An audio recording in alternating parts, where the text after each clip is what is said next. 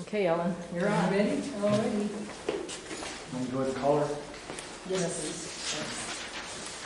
Can you check this out?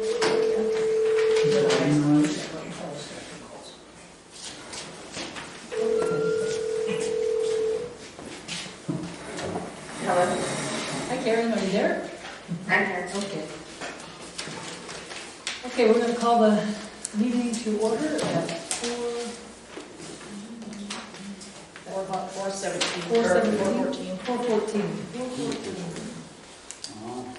The Governing Board of the Lake Mohave Ranchos Fire District has convened this 29th day of May 2019 for its regular monthly meeting. The Board of Directors may vote to go into executive session for legal advice pursuant to ARS 38-43103A3, for possible direction to legal counsel pursuant to ARS 38-43103A4, and for personnel matters pursuant to ARS 38-43103A1. A note, executive session took place prior to this regular meeting. All items for action will be held during public session. No action takes place during executive session.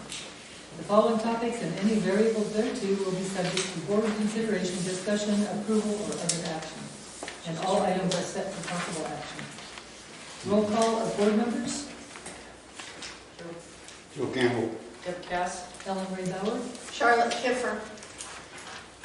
Let the record show all members are present. Please stand for the Pledge of Allegiance.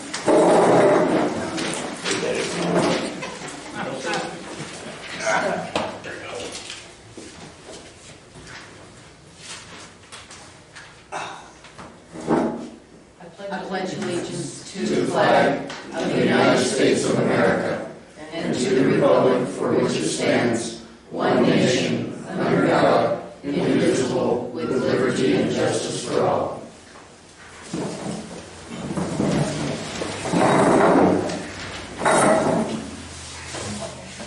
First of all, we'll do the approval of minutes.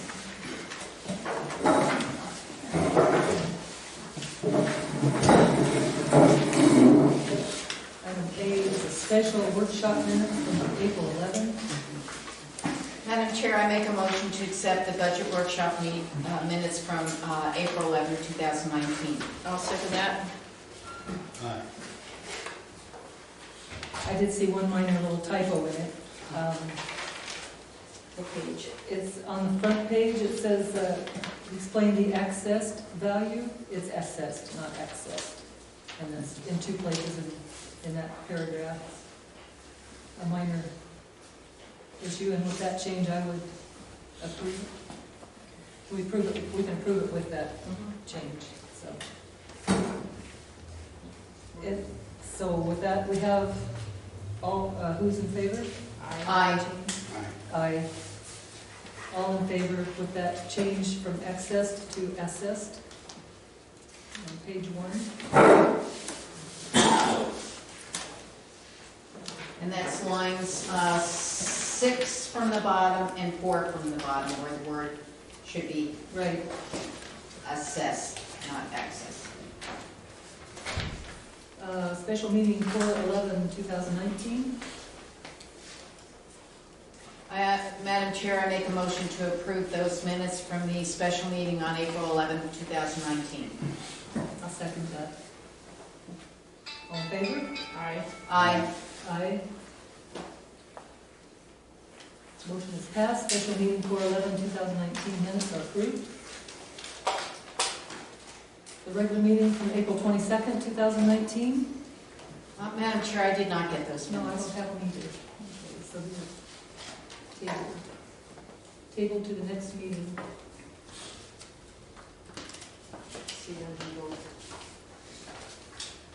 And the April 22nd, 2019 executive meetings, I don't have those either.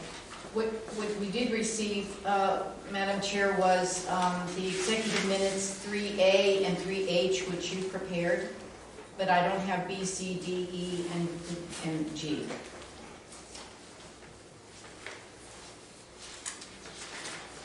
Okay, I don't have either one. I don't either. Just keep them all together. Okay. So that's tabled also to the next meeting. Correct.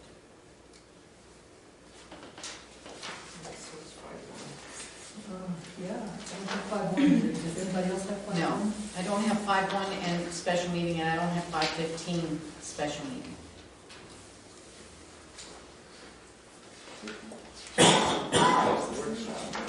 Yeah, only has a workshop.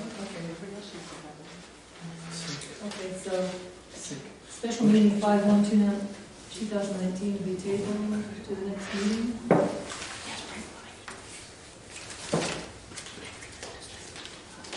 Special meeting 5/15/2019 tabled.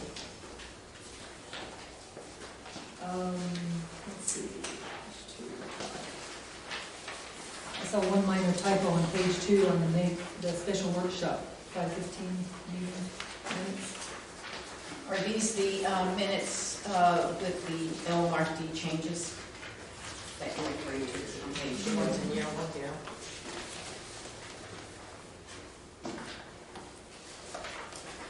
This would be it's It's the one you guys made changes on. yeah, it's the one that's combined with their agenda hours. Top of page 2, third line down, it says our one person on full-time shift if actively pursuing, should be is actively pursuing other personnel. That's a minor one, I would agree with that change. I would motion to approve these minutes with that change. I'll second it. All in favor? Aye. Aye. Motion carried to approve the special workshop meeting for 5/15/2019 with the correction at the top of page 2 from if to is. Okay.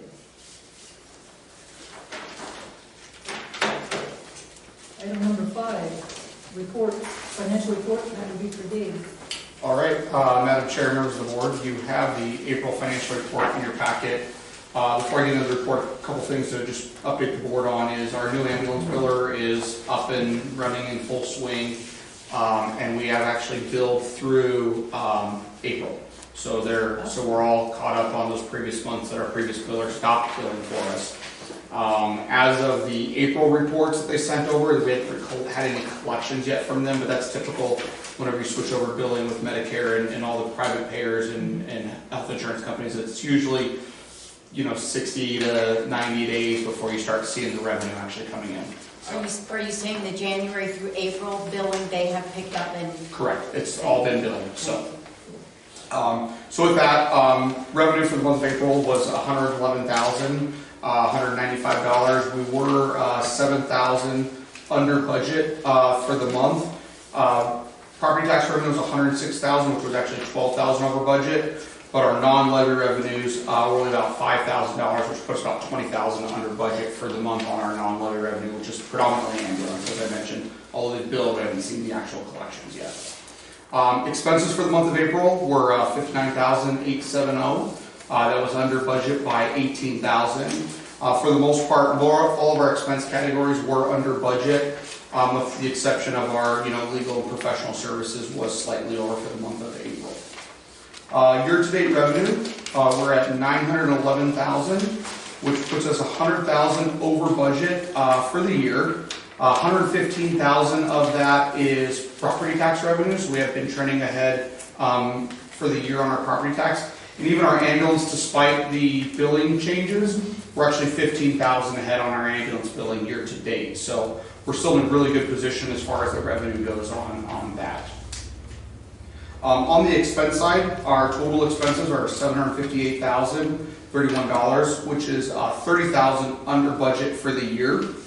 And again, on our year-to-date expenses, every line item for the most part is under budget or within budget, with the exception of our two legal and professional service line items. With that, if there's any questions, that concludes the report for April. Dave? Yes. Really? So I'll have a question. On page 3, when you do the current asset amount, Correct. my question is, does that include the value of the property that this building and the next building and the station sit on? Have you had the chance to include that? No, and I still you need to dig into the records to find out what the valuation was at the time acquired by the district. Right. And even being able to find those records could be a bit of a challenge, but we'll Because that'll increase our asset value. correct. Let me see if I have anything else.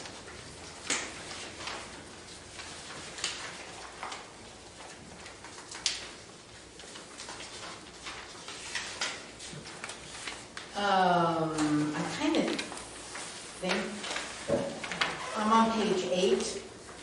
Okay. I'll start with the easy one. Third one down, City of Kingman, fourth quarter. Is that for our dispatch services? Yes, it is. And do we do that contract yearly? Yes, it's an annual agreement with the city for, or fiscal year, it's based off fiscal year, but fiscal year agreement with the city for dispatch services. And do we have a contract yet from them that we need to sign to continue? Not to my knowledge, I do not know. I do not know that. We probably do need one, don't we? We can look into it. Most of the dispatch consortiums are automatically renewing, Okay, but we can look in and see if there's a renewal on that one. okay, that would be helpful. Because it starts July 1, right? Yes, we've already gotten the quote from them for next year, so, and that's incorporated within the budget. Okay. The other one that I've highlighted is the infamous brush truck and the repairs. I noticed there are two amounts that we paid out, one for $869.29 and one for $1,479.39. Yes. That is for the brush truck? You know, I don't know, and let me see if I can pull up the detail here right now. I'm having some internet issues here, so maybe Karen, if she can answer that. You there, Karen? I'm here. What was the question? On page 8, Karen, there are two payments made to B&B Auto and Diesel Repair. Were both of those for the brush truck, or was there some other work they did for us besides? Oh, I see C401 is the one for $869. That's it's for the bus stop. Both of those. Both of those, Karen? Both of those totals are for the brush truck? Yes. Okay, so that's here into over $2,000, just having it sit where it is. I could not read, Dave, the very last page. I'm sorry, it somehow got blown up and it makes no sense to me, whatever it is. Oh, okay. That's just our 12-month rolling cash flow. And essentially, because we are through April on actual, the only projected numbers anymore in there are May and June. And all that really shows is, the big thing that it shows is, one, we're not ever in a cash deficit position through the rolling 12 months. And then we're looking at projecting on ending the year with a $532,000 in total cash. Okay. Those were the questions I had. Thank you. I have a couple little ones. I've noticed that this, on page 3 at the bottom, accounts payable, this remains the same, this number, $12,186.65. I'm just curious, what is that? No, that should be a rolling accounts receivable balance. Payable? Yeah, Yeah, I'm sorry, it's payable balance. So okay, when Karen enters the bill, she goes in through the QuickBooks bill pay system, enters those, okay. and so as they're paid, that balance fluctuates. Okay, that's what I thought it should be. It just seemed like it was the same number. And then accrued payroll, seems like this change stays all the same too, on page 4. Accrued payroll, $8,229.50. Yeah, so the accrued payroll is our annual adjustment for audit purposes, getting our books to the full GAAP accrual reporting for our audit. So that is just an annual adjustment. Oh, already? Yeah. Now, payroll liabilities is your Right. rolling payroll liability. Got that. And legal fees as of April, the end of April, was $45,795. That's correct. That's total legal fees for this fiscal year. And we still have a month to go. 2 months to go. I had a question on page 8 on the monthly disbursement report. I see 2 bills for Praxa error, $337 and $370.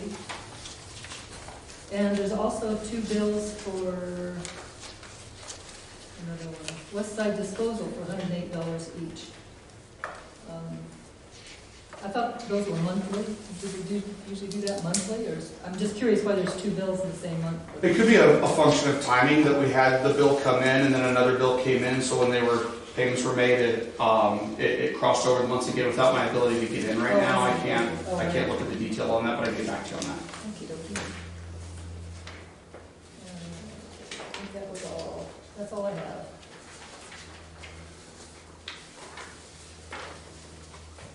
Anybody else have anything for Dave on financial statement? Do you have anything, Joe? No. Okay. I move that we approve the financial statement for April. Second. All in favor? Aye. Aye.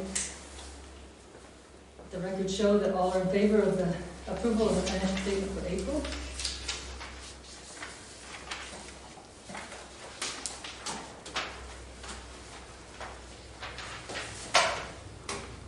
Okay, let's see. Next we have the fire chief's report. My understanding, Karen is going to give the fire chief's report. The recorded one, correct? Yes. Yes, yes. Okay. I do have the chief's report. If one of the directors would rather read that so that it's clear to the public, that's fine. I don't have it. Oh.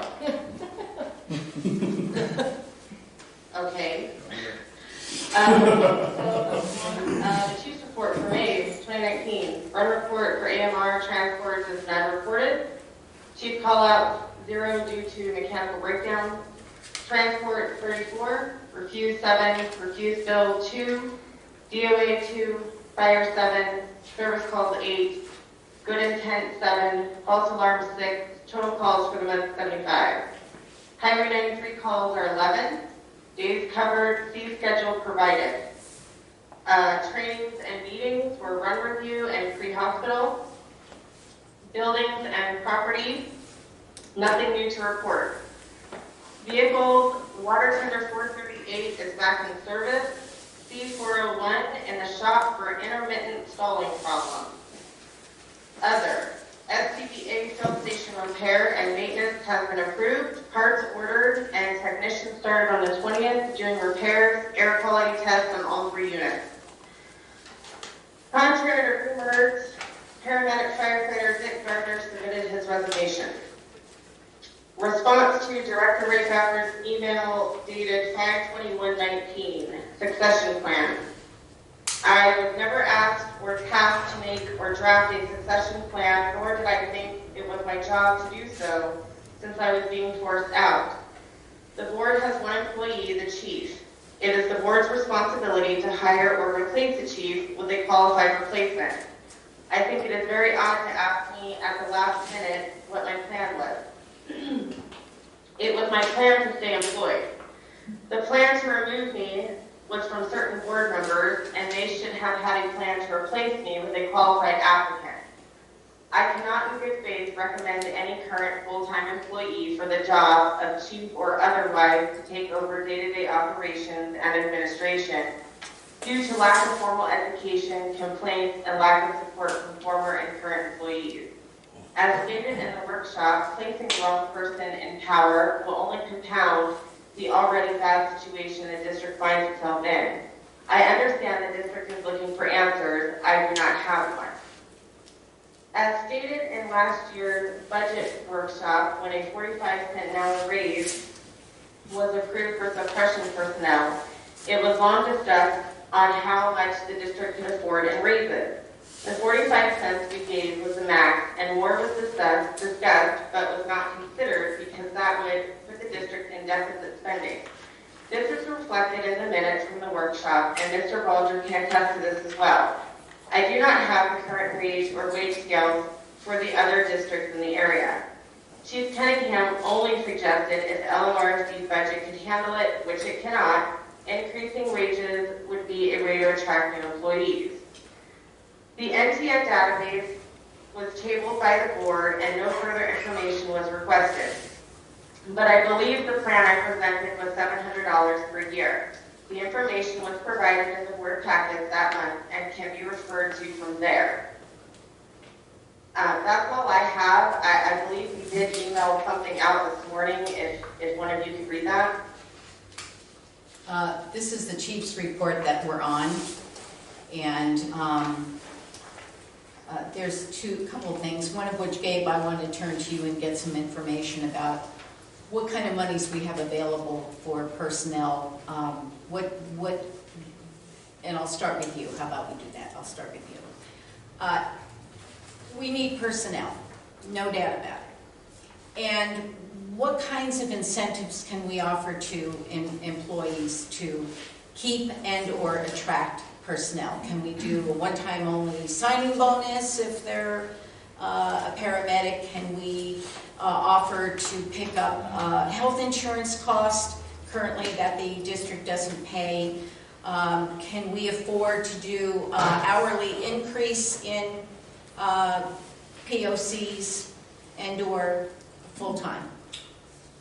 Well, so as the chief mentioned, there's not a lot of capacity for additional monies. Currently, the benefits the district offers is PSJRS for full-time suppression personnel, and then health insurance for full-time personnel.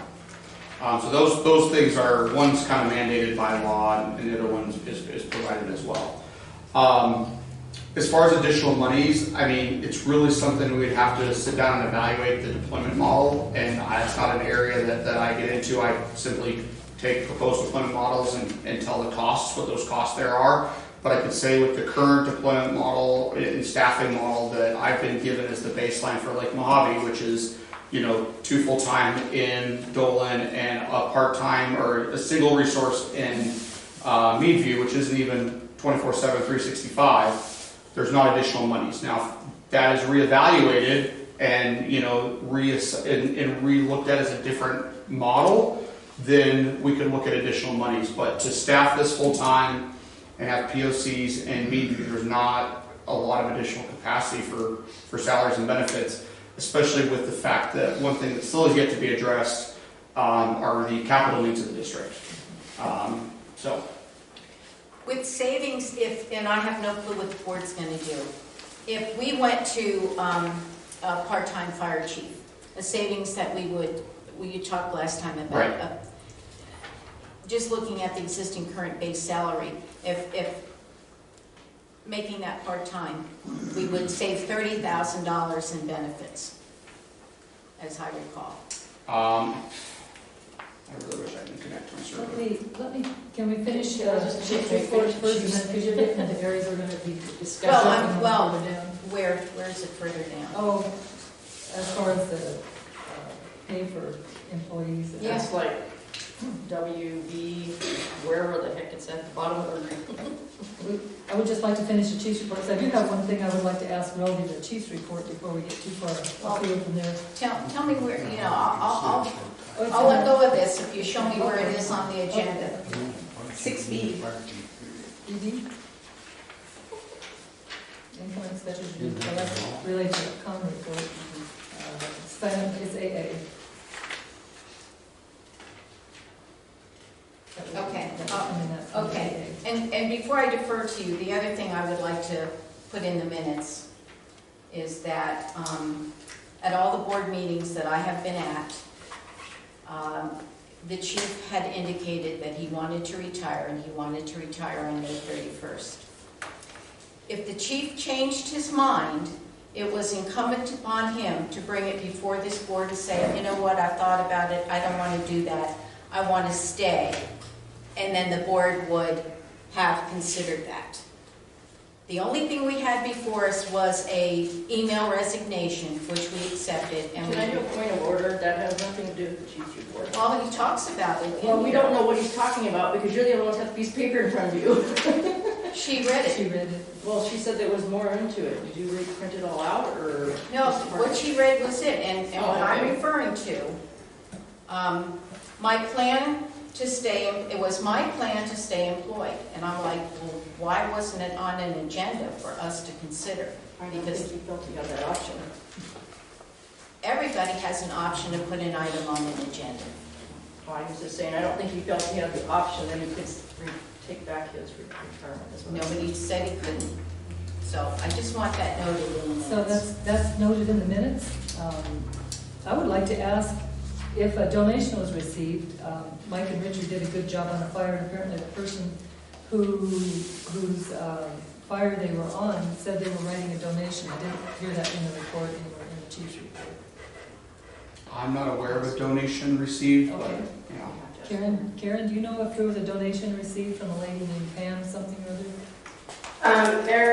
It wasn't noted in the chief's report, but I am aware. I think I just found out last week about this donation. Okay, good. Alrighty. Can we move on to the public, call of the public, or does anybody have anything else on the chief's report? Not yet. Are we okay with that? Call the public, I'm good. Call to public and correspondence. Consideration and discussion of comments and complaints from the public. Those wishing to address the Lake Mohave Ranchos Fire District Board need not request permission in advance. The Fire District Board is not permitted to discuss or take action on any items that are not on the agenda that are raised in front of the public. However, individual board members may be permitted to respond to criticism directed to them.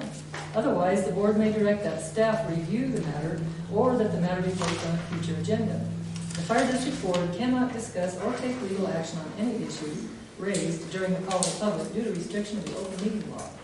Please address the board directly, avoid comments directed at other attendees, and limit your speaking time to 3 minutes. Go, Jean. Thank you.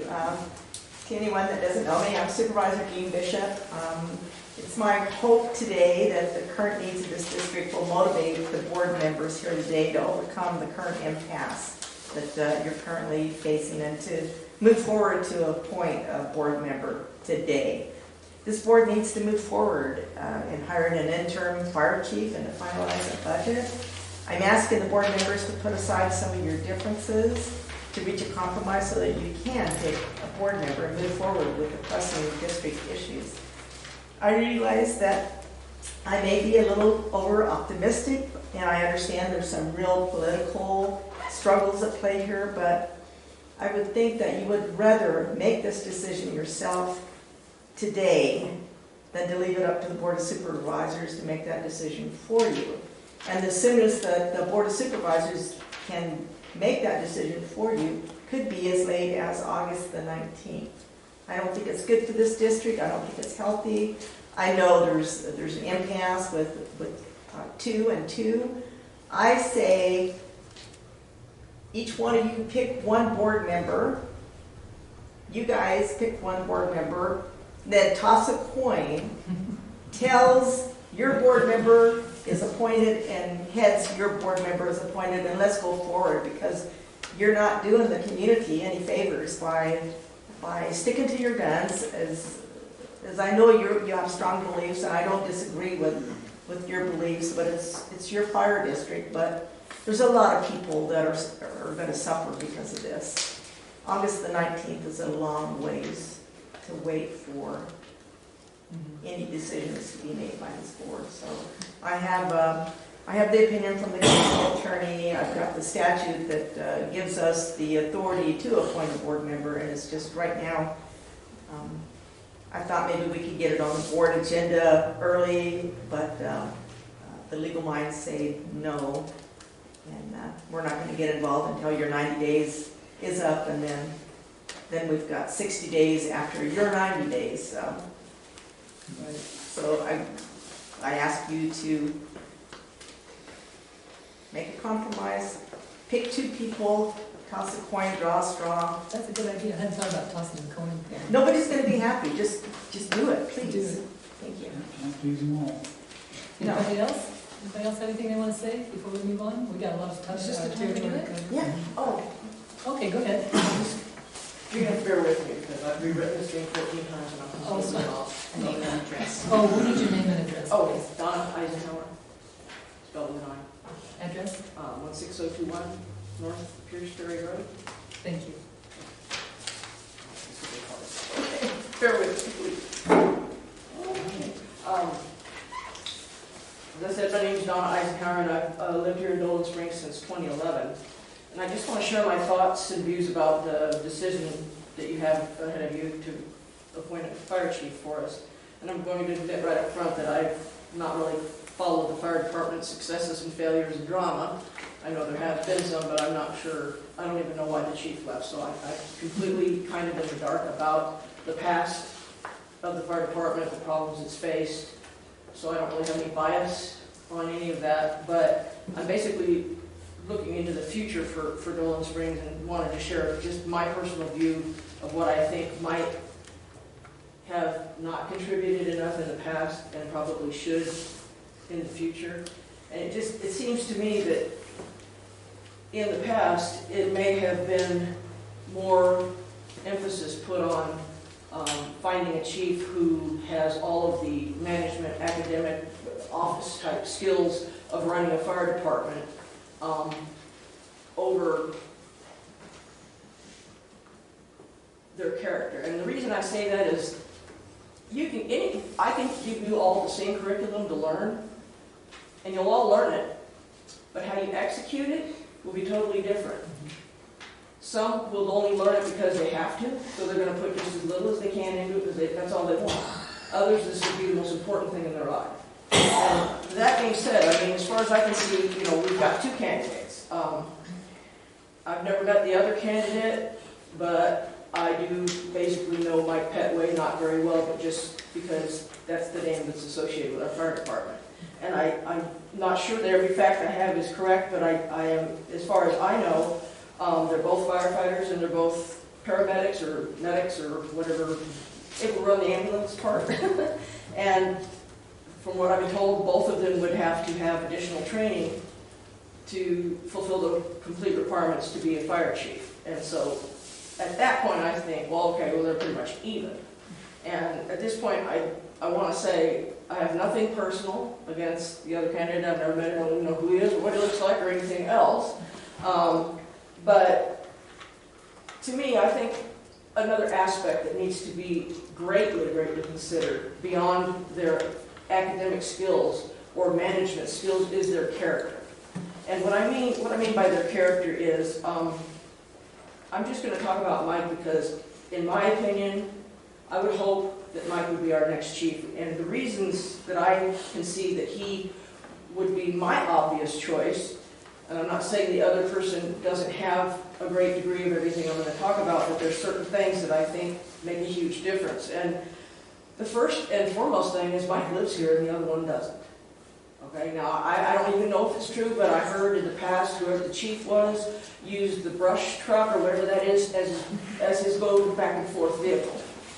I see that as a huge problem in many ways. First of all, gas expenses, wear and tear, mileage, and if we need the brush truck and he's not here, neither is the truck. The fact that he doesn't live here, if there's a call, then he's not available in the next 5 minutes to help out. We're already shorthanded enough without having the chief be able to come boots on the ground in the same amount of time as someone else that lives here. And Mike's been here for 20 years, I've been told. And he's worked here for 20 years. And he's been here in good times, bad times, took a pay cut when the place went bankrupt. He's the first one to get called when somebody else doesn't show up for their shift, and he comes in here and does it. I know that, I've talked to his wife. I know this job has personal sacrifices, but I think his sacrifices have gone over the top when you think about how many times he's missed birthdays and kids' events and reunions. And I think he and his wife were leaving. You were in the car, driving, backing out to go for an anniversary dinner when it toned out, and he had to run back in and come fight a structure fire. So it's not only him sacrificing for 20 years and never giving up and not walking out the door to go find a much better paying job somewhere else. He's dedicated himself to our town. And it's not only his sacrifice, but it's his family's sacrifice. And I just think that kind of dedication and work ethic shows me that he's not here just one foot in the door until something better comes along. Right. He's not here because the pay is good. And he's not here because, well, if he lived in another town, he comes out here because maybe that's the reason he can't get a job, a better paid job in a bigger town, is because he's not that good of a worker. I don't know. But I know that, to me, everybody already knows Mike. We're familiar with him. I would imagine some people in this room, he was the face they saw in a crisis they were in. Yeah. So I just feel I like. hate to interrupt you, Donna, but your time is up. Oh, okay. Thank you. That's okay, appreciate Okay, it. I didn't know I had time, but. Yes, that's 3 minutes, sorry. Anybody else? You got my gist, I right? got it, you got it. Thank you. Nobody Can I else? pass it to somebody else that you're finished working? Sure. I do have a question. Douglas Broughton from P.O. Box 765 Meadview. If we only have one part-time person working in Meadview, they effectively can't do anything except sit there.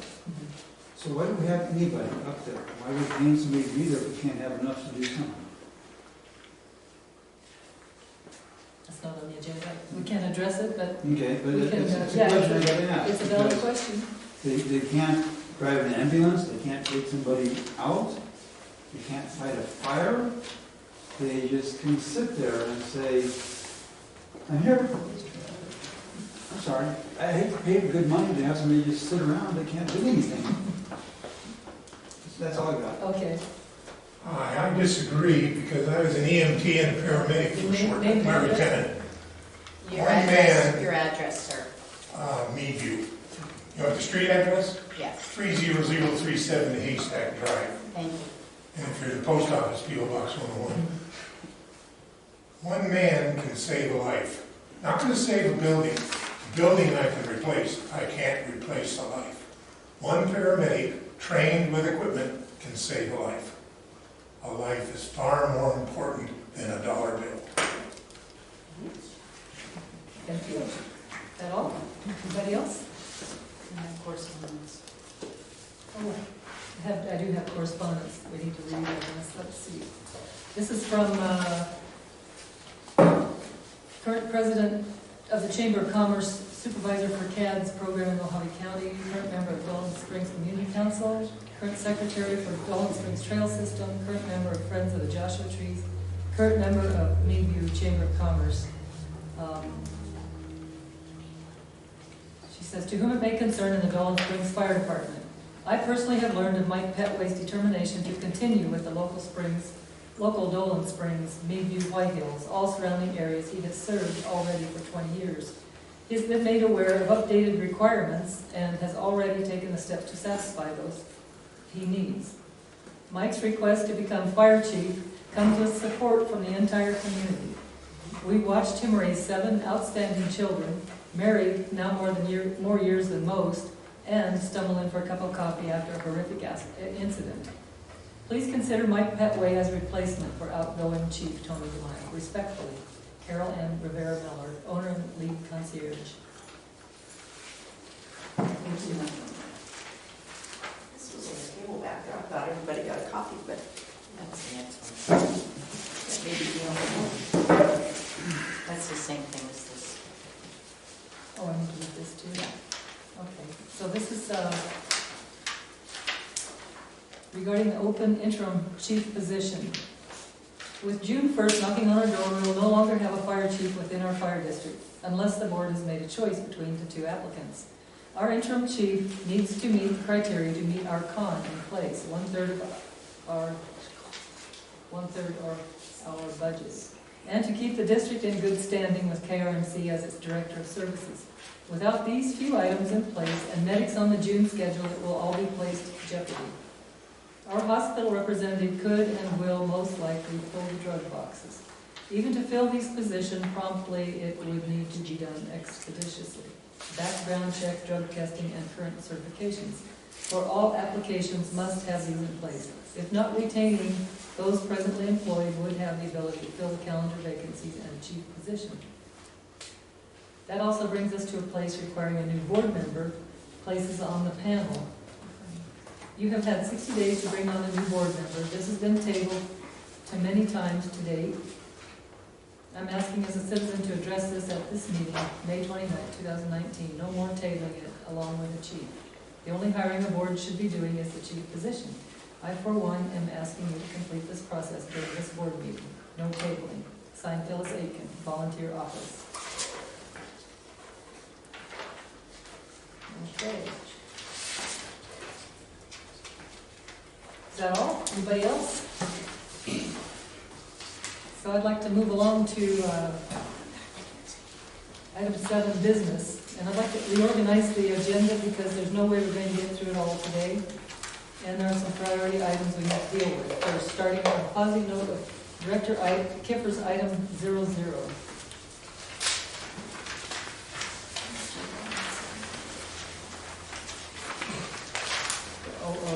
Whatever. Oh, at the very bottom. Yeah. Yeah. I put on here, it's a thank you to our volunteers and our paid employees who are leaving LMRFD. I really think it's important for the district to acknowledge their efforts on behalf of the district, especially volunteers that, like a board, they're unpaid and they come in and they do their job. And the two that come to mind are Phyllis, who's been in the office, and Scott, who's been with suppression staff. Bobby Porzio up in Meadview come to mind. So I think my fellow board members, and they'll tell me different, I know they will, if they don't agree, we would like to thank you from the bottom of our hearts. Thank you for all of your work. Thank you. I'd like to address the financial items while we have Gabe here, and that would be items K, L, AA, DB, CC, DD, EE, FGG, HHII, and Z. KL what? KLAA, ABCDE, basically double FGHI and Z. Everything related to the financial that Gabe, we'll need Gabe's input. So you're just basically saying from Z through. KLAA. Okay, so item K, discussion possible action regarding accounting and payroll. And let's see. This is going to be combined with item FF because they are related. It has to do with our accountant's concern for internal controls. He's suggested a solution, and I would like him to discuss that. Go ahead, Dave. All right, thank you, Madam Chair, members of the board. With the departure of the chief and the limited personnel at the district, I feel that there's some internal control concerns that I have, one on mainly the payroll side and then the receivable side. I feel with disbursements and Karen in her position and the board actually being the ultimate signatory on all disbursement checks, that that's we still have a good system in place from that standpoint. But on the payroll side, my recommendation is, given the limited staffing, that the district look at utilizing Paychex payroll services. It allows my office to be able to enter the time, process the payrolls, direct deposit checks to go out to the employees, similar to what they do for with the QuickBooks system, but it has much better tracking and auditing from a control standpoint. So that's kind of the payroll piece. The other piece that I have some concern with is the opening of the mail, mainly from a internal control perspective. It's one person who's now opening mail, receiving checks, and there's no other kind of check and balance in place there. And my understanding with the departure of the chief is we don't even have that person as an employee of the district that would be doing that. And so, in kind of speaking a little bit with the attorney on what our options are, if there's a board member willing to fulfill that role, that is something that can be done. Or we could look at mail forwarding options. in the interim while we have that short period of time between the transition of the old billing company and the new billing company, because we still are receiving old ambulance revenue in directly to the district. The new billing company, though, however, everything is going directly to them or directly into our account, so that concern is eliminated. And then the only other revenue coming in would be something that we'd bill for, and then we'd have a better tracking of that. So those are my two recommendations / comments, and I'm happy to answer any questions the board has. We have to pick someone today to be the interim fire chief. If that person is in place, does that alleviate your concerns about the mail? Yes, it does. So we can eliminate the bill.com Yes, and we just can. go with the paychecks. Yes. What's it gonna cost us to use you? So at this standpoint, this recommendation is, it's a pretty hard recommendation I'm making from my position with the district. And so with that, we'll be able to provide that at no additional charge for our services. There is a fee for paychecks, and that cost is it's going to be $2,500 for the first year and about $2,000 thereafter. Just the logistics. There was a time when, early on, been on the board 3 years now, that we used to sign payroll checks, and then it went to direct deposit. Yes. So how does it logistically get from your office, concerned about security, to here for the payroll checks to be signed, or who signs them? So if an employee elects to not be on direct deposit, so most of our employees, and Karen, correct me if I'm wrong, but I'm pretty sure almost everybody's on direct deposit. If for whatever reason, I'm sorry? She said that's correct. Okay. If for whatever reason we do have a live check that needs to be cut for an employee, with the paycheck system, that check will actually be cut out of Paycheck's account with Paycheck's bank authorized signatures on there, and that's what the employee will receive through courier. So the only check the board will actually be signing would be the check to fund the payroll account. And the way that process works is a cash flow would be prepared, identifying the amount for payroll, any related and subsequent liabilities related to that. And that's what the board would be signing physically, would be that check to actually fund our payroll account, because we can't have electronic payments come out of the county fund. So that's what we use our Wells Fargo account for. And the check that goes to the employee by courier, are you talking U.S. mail, or is there somebody? So Paychecks has a courier delivery service if there are employees that receive live checks. Okay. So that would come to the district, or it could be mailed via U.S. mail to the employee's home address. That's rare, though. They rarely get Right. checks, hard checks anymore. Right. As Karen mentioned, confirmed, nobody currently is even receiving a manual check. So. And there was something, I seem to recall you saying about the board would have access to be able to look and see what the activity was at any point in time? So that would be the bill.com system for accounts payable. Okay. So yes, that would be where everything would be scanned in through the bill.com system, and then disbursements would be approved through an approval change. If there's an interim chief, that interim chief would be responsible for approval of bills, and then board members would be able to go in and then release for payment through that system. So paychecks, we wouldn't be able to see the activity balances before and after bank balances or whatever you? No, Paychecks wouldn't hold that information. But that would come in our regular reports with the Correct. bank statements, yeah. Correct. Okay, That's not what this is, right? yeah.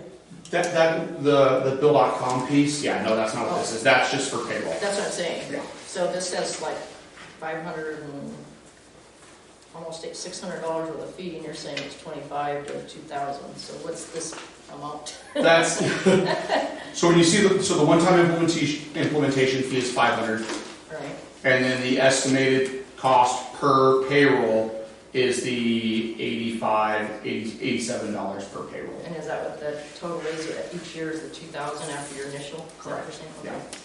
Okay. Got it. It registered now.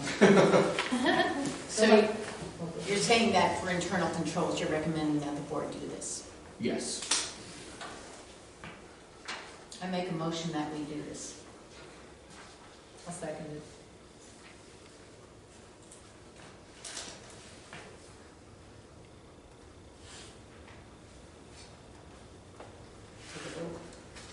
Now you gotta ask if we're gonna approve it. Right, you have to take a vote. The Aye. I didn't ask it right, but Okay. we're all gonna approve it. Okay, Thank you, Director Katz. okay. Thank you. That motion carried to approve the paycheck system through the office.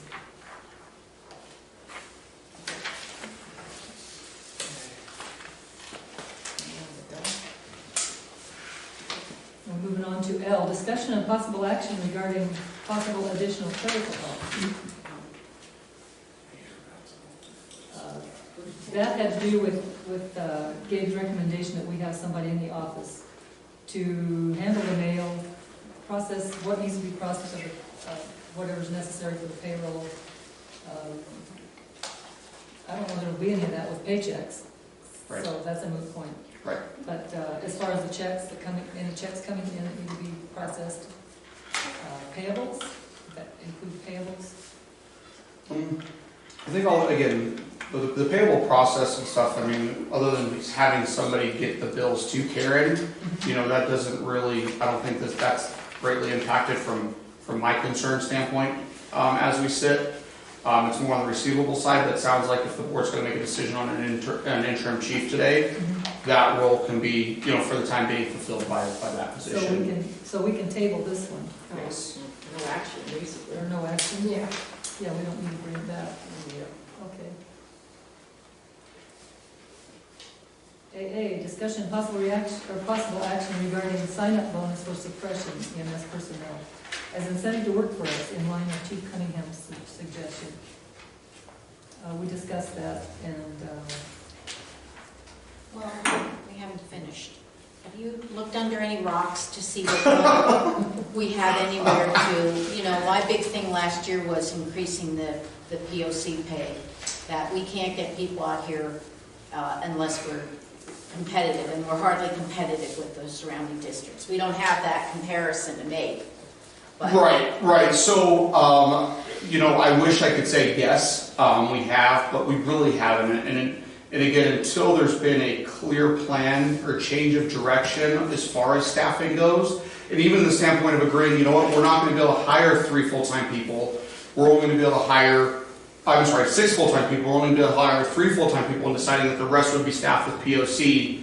Then we can look at other options. But currently our budget is designed around, as I said, 3 full-time individuals that staff Dolan Springs and POCs to staff Meadview. Until that changes, I have to make sure that we've got allocated dollars budgeted, that those positions get filled to meet the staffing model. We've got adequate dollars within the budget to meet that.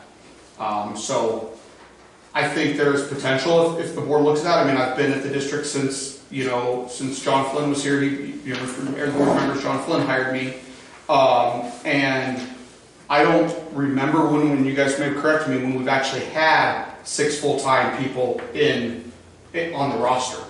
And so maybe once the new chief is decided and the board is moving in that type of direction, that evaluation could be made on looking at a changing in staffing model. And then you do have savings because we do have a lot of costs in there budgeted for PSPRS for full-time employees.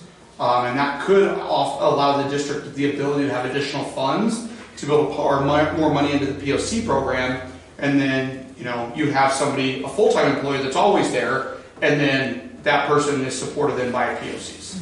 So you're saying, you're not agreeing upon bonuses? I mean, you could look at bonuses, as far as sign-on bonuses, but again, we don't have the money to provide that sign-on bonus right now. Well, I don't agree with bonuses, just because I didn't think we could use taxpayers' money to be providing bonuses to people. I've worked for the county a long time, and I sure ain't got no bonuses. It's pretty specific, and I'm not going to attempt to be an HR expert or an attorney, but I do know it's pretty specific on how state organizations are able to give certain incentives. Right.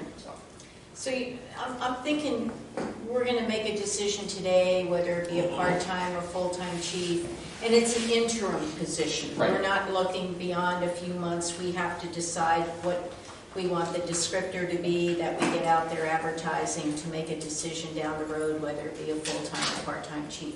At that point in time, we should be able to review this budget again and see what monies are in there to be able to shuffle and move around and see if we can't increase that to get the personnel. Completely agree. Okay, thank you. Okay, good. So this is just a no action also. Everybody What do agree? you want? Z is also the same thing. Z? Yeah, Z is part of that. Yeah, okay, so that's really no action. Okay, BB, discussion and possible action regarding income and expenditures related to operating the con report. You know, when we were in Golden Valley, the infamous con came up.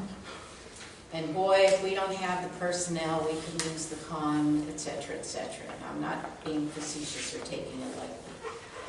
But in the back of my head, I wondered, well, what is the con really costing us in terms of actual dollars? What's it costing us in terms of income and expenditures? I just wanted to know what that might be.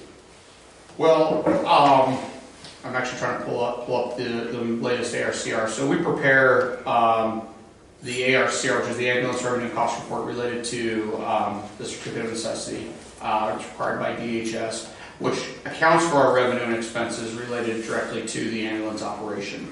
I will say, as I'm pulling this up, our ambulance revenue accounts for 32% of this district's revenue. If we did not have the CON, there would be, I would be greatly concerned about the district's ability to provide much of any staffing with that. But our most recent ARCR, which was for June 30th, 2018 ending, our total expenses were $562,000, of which 96,000 of those expenses were kind of dual purpose, meaning we would have had those expenses whether we had an ambulance operation or not. So essentially, after we cover our staffing for the operation, we purchase medical supplies, we pay for part of our dispatch, we pay obviously the collection fees associated with the ambulance revenue. It's pushing us to the positive by $38,000. And this is, I'm just kind of off the cuff here on my analysis, but yeah, my opinion is the Certificate of Necessity is vital to the operation of this district. If the district were to lose the CON, as I said, the staffing and everything else would be a completely different discussion we'd all be having today. So what was the income amount? I heard an expenses amount of 562. Oh, 290,000. So let me repeat this. So we pulled in 290,000 and we paid out 562, of which 96,000 were dual purpose. Did I hear that right? Yes. Okay. Real of that, I should say, I corrected 265,000 of that's bad debt, and I gave you 290 as a net income amount. So let me take a step back if we're going to do the math here. Our gross billing on ambulance is $862,000 for last fiscal year. Of that, we have statutory adjustments of $358,000, which gives us a collectible revenue of $504,000. I'm sorry, Dave. I was using my calculator. I apologize. Would you run that by me again? Okay. We have gross ambulance billings of $862,000. Okay. Of which $358,000 of that are statutorily required adjustments, meaning based on Medicare or Access, we cannot collect that money due by law. Okay. Which leaves us $504 in collectible revenue. Okay. And how much would you say the percentage of bad debt is that we're not going to collect at the 504? That is, well, let me use my calculator real quick.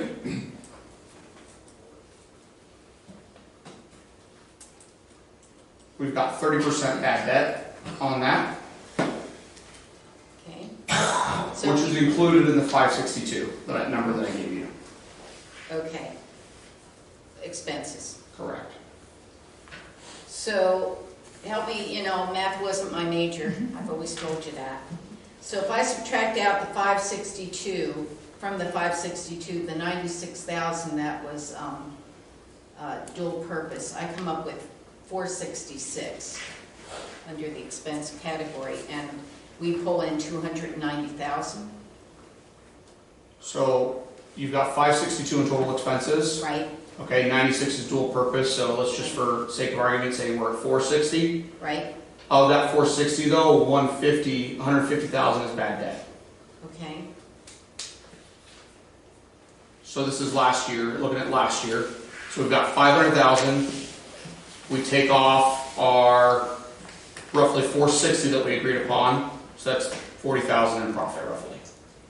40,000 profit. Yeah.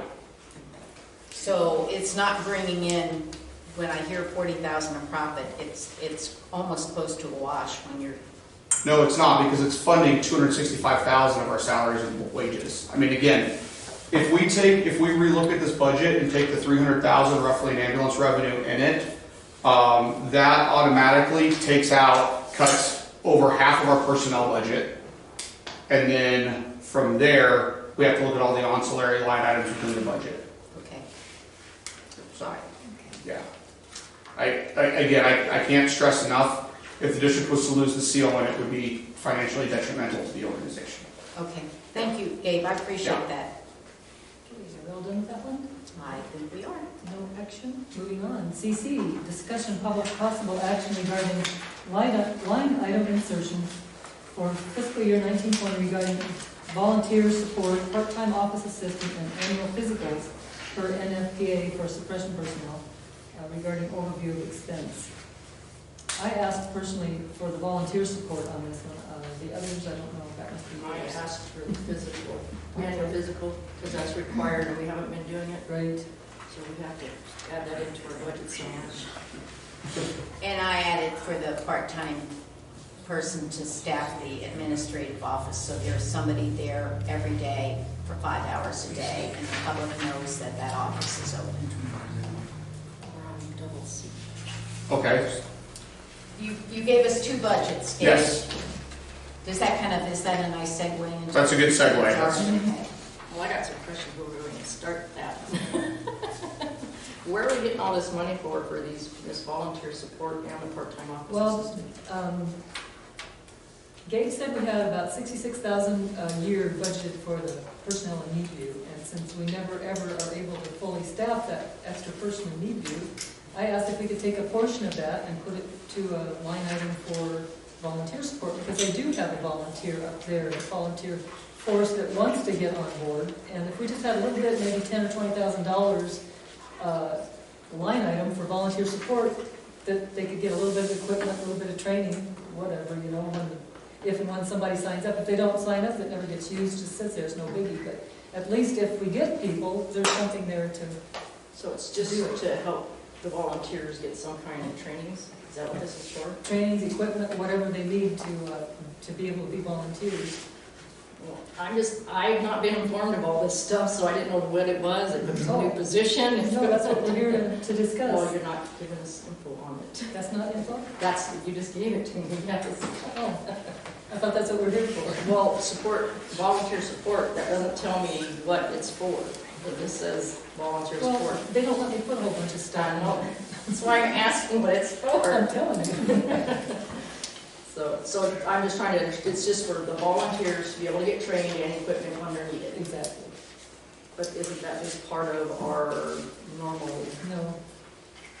pay for volunteers if they're getting training, or if they're providing equipment, we're gonna provide it anyways. So why do we have to have a special item for it? That's all I'm Because asking. one of the excuses for not having volunteers is we can't afford them. We can't afford to train them, we can't afford to equip them. But if we can't afford it, then why have the line item? Well, because it can be taken from that line item that's there for personnel and need view, it's not being used anyway. What happens when it gets used? It won't. How do you know? Well, if it does, deal with it then.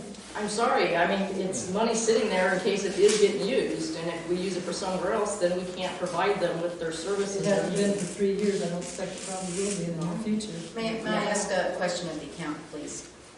Gabe, these three items that were brought up by the various directors, given our projected income and expenditures, are they doable in either draft that you gave us? So, do you know what the cost is on the physicals? I don't. Okay. Karen, do you have an estimated cost on physicals? I don't.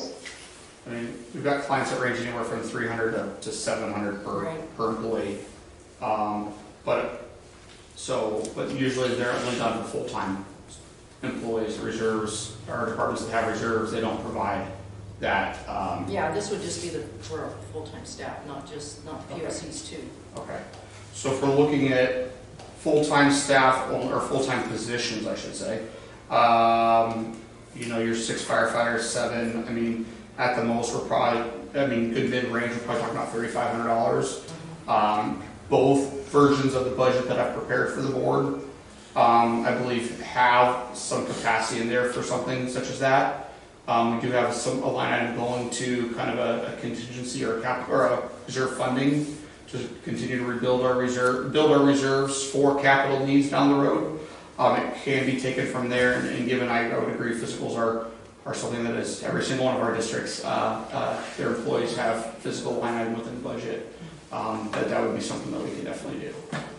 And that could be done and I think that answers both questions, that answers the question about the part-time person and the physicals.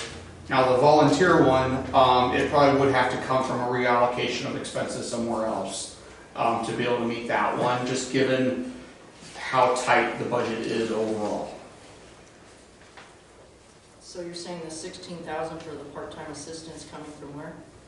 That's in the budget, right? That's in one of the versions Well, I of know the it's in budget. the budget, but where's the money coming from? Because you've been telling us for the last 2.5 years we don't have that money, and now all of a sudden we do. I'm sorry? You've told us before we've not had that money for a part-time staff, for that money, for the 16,000. But now all of a sudden we have it. That's, because I wasn't able to attend your workshop. I don't know where this money came from for that $16,000. Oh, that came from our savings on our ambulance billing, the difference between our previous biller versus our new billing. See, I thought we were using that for expenditure, for new equipment and stuff as well. So we can again, you've got two versions of the budget. Right. So all I do is put in the inputs that the board Well, I was gives just me. wondering where So, it came from, because. Yeah. Yeah. So basically, we're either using the 16 for an employee, or we're using it to get equipment. Yes. Okay. So if you look at, I think if the board looks at both of my versions of the budget, your money is right there on contingency allocation line item. If we hire the part-time person, that line item is $12,000. If we don't hire that position, that line item is $29,000. So, and then if we add in the physicals, that line item goes down $3,500 on both scenarios. Makes sense. Okay. And if we do the volunteer, then that line item goes to 0 in one scenario, which means we now have no money budgeted for savings for future needs. And the other one contemplates that line item going down to $15,000. No, I didn't want to do that, though. I wanted to take that Yeah. within the Right. personnel budget. Just take that little bit out of personnel and Take 10,000 out of our POC budget. yeah, and essentially. put it in another line item that says volunteers, so we have something allocated for that. Okay. I don't see a It purpose in wouldn't it. change the bottom line at all. All right. I just don't see a purpose in it, because the volunteer, if they're here, they're gonna get their training and they're gonna get their equipment. So I don't see a point in that. I really don't. Well, we had the opportunity to talk to our two candidates, and they're both in favor of a volunteer program, and that's good. I'm really glad to hear that. But there may be costs connected to that, and I don't want to be short-sighted and not put a place marker in the budget that allows for monies that either one may need to move forward with that. So if we use it, it's great, it's there. If it's not, then it can be shifted somewhere else. But I'd hate for us to be short-sighted and not put that in. That's all I'm talking about. If it doesn't get used, no biggie. But if it does get used, that means we've got volunteers. Yay, that's even better. Okay. I'm just saying, we're taking money out of one spot that may need it in the future and then putting it somewhere else. Hey, but we're ending the year with $500-something thousand to the good that we need to carry over till we get our monies from taxes back in November, October if we're lucky. So, we have a little wiggle room, and I think we're all here to do what's best for the district. So I'm glad that's in there. Dave, I see a budget 1 and a budget 2 in front of me. Is there one of these that we somehow now need to move forward to public comment? And if so, which one? So I think we've got a couple things here on the agenda that we want to kind of bifurcate a little bit. For my standpoint, I think it might be easier if the board makes a decision on at least the, really actually I think right now just the annual physicals, because that's not in the budget at all right now. And then when we get to the budget line item, because you already have two versions, one that contemplates the part-time position and one that doesn't, the board can vote on the part-time position and reallocation of POC funds to tentatively adopt. Today won't be a public hearing on the budget or public comment on the budget. That'll come at the next board meeting. This is just a tentative adoption of a budget for the 20-day posting. Just a question about that. We haven't yet decided after the interim period is over if we're going with a part-time chief or full-time chief. If we went with a budget that said full-time chief, we could certainly move that down to part-time if that's the route because we won't know that just yet until another month or two. And I know we need to get this budget to the Board of Supervisors. So if we went with the full-time in there, we know we could move that money around if that's what the board At decides. any point, the board could amend the budget during the fiscal year. And which number is that we have? I've got two in front of me, 1 and 2. Which has the full-time chief one in here? I don't know which one you have as numbered 1 and 2. Well, they both have the full-time chief in there. Oh, okay. Yeah. All right. Yeah, it's the part-time office person. That's like number 2. Which one is the part-time office person? Number 2. I'm not aware of the numbering, so yeah, if it's number 2. is the one. Part-time office person, the personnel cost line item is $605,485. That includes the part-time office person. Tell me that, I'm sorry, I'm looking. $605,485 would be the budget that has the part-time office person. 605? Oh, okay. Yes. That's- And so if the board agrees to allocate 10,000 of POC funding for volunteer workers, it actually won't change the summary budget because it still will be a personnel related cost. So budget number 2. Yeah. Director Cass was right on the money. So I'm going to make a motion that we approve CC for all 3 items, volunteer support, part-time office assistant, and annual physicals, as written. Can we do all 3 of those in one motion? It's on one item. Or do we have any seconds or approval for all 3 items together, or do we need to break it down? I'd probably break it down. Okay, so on CC, I make a motion that we direct Gabe to include a line item for volunteer support in the personnel category. I second that motion. All in favor? Aye. Thank you, right on. Motion's passed. All in favor? And just for clarification, that's $10,000. 10,000, right. I make a motion that the part-time office assistant be approved for the new budget year. I second that motion. I'm going to say nay. I'm sorry, I didn't hear. I'm saying nay Okay, on the part-time assistant. okay. I didn't hear everybody else. Joe, are you saying yea or nay on part-time assistant? Is part-time assistants paid or not? They are paid. No. He's saying no. Okay, What was he saying? 2 He said yeas, no. 2 nays. So that one failed. I make a motion that we include annual physicals on the new 1920 fiscal budget. I second it. All in favor? Aye. Aye. Passed for annual physicals. Now we come down to the actual budget itself, to number 2. And the part-time assistant, to keep the administrative office open. That's what this position is. We already have an administrative assistant that is doing certain functions. This is to keep the administrative office open. Whether we have a part-time chief or a full-time chief and they're off doing chief stuff and they're not there, the public is paying for this service to have someone in that office if they want to pay a bill, come with a question, anything. And you know, that was the other issue that I ran on 3 years ago. And so I'm not, we can take a vote on whether or not we're going to approve number 2, but I will not be approving number 2. You mean I? Is that I? Two? Yeah, let me see where it is.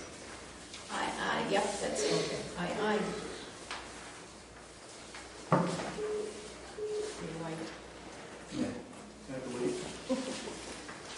So are you doing budget 2 or budget 1?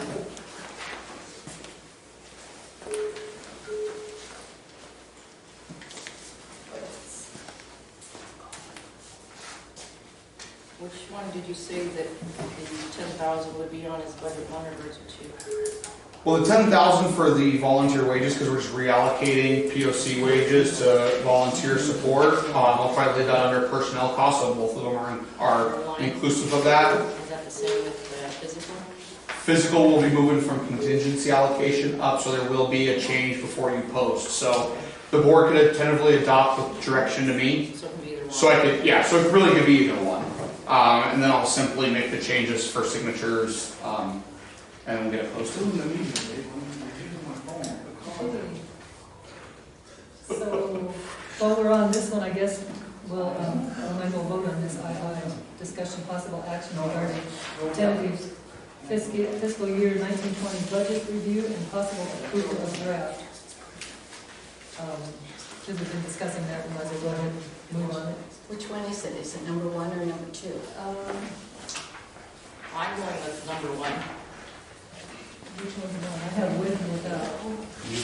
1 does not have the office, is that correct? 1 does not have the office I'm assistant? just not sure which is number 1 or 2. Mine are with and without, not numbered 1 and 2. And with the administrator and one without will change. Yeah, I know, but I don't know how that reflects on the 2s and the 1s over here, so let me take a quick look. 2 is, So just so I'm clear, 1 has, or you have 1 in front of you right now?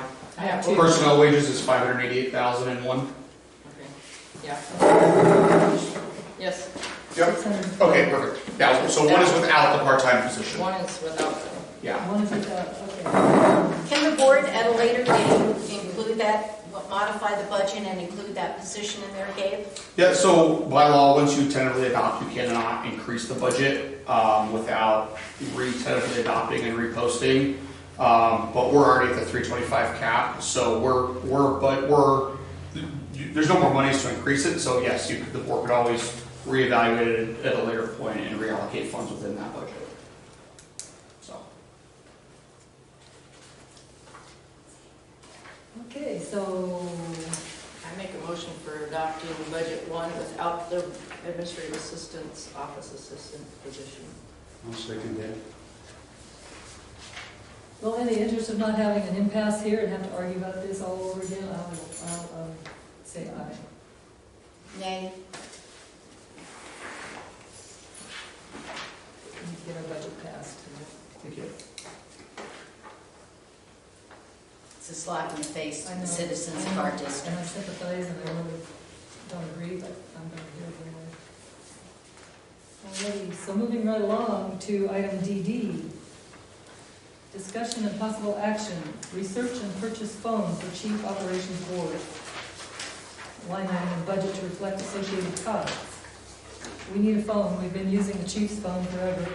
I didn't realize that was a chief's phone, I thought we had a phone. So anyway, we're currently using Mikey's phone. Yes, we are. It's not appropriate for personal, it's not appropriate for a personal phone to be used for district business anyway. We should have had the district phone a long time ago. So I make a motion to direct a new person in charge to research a cell phone for the district's use and bring the information and the contract for the board to approve. I'll second that. Thanks. It's easy. What, He says aye. aye? All in favor? Aye. Aye, that passed, yay. Wow. Everybody's in agreement on that one.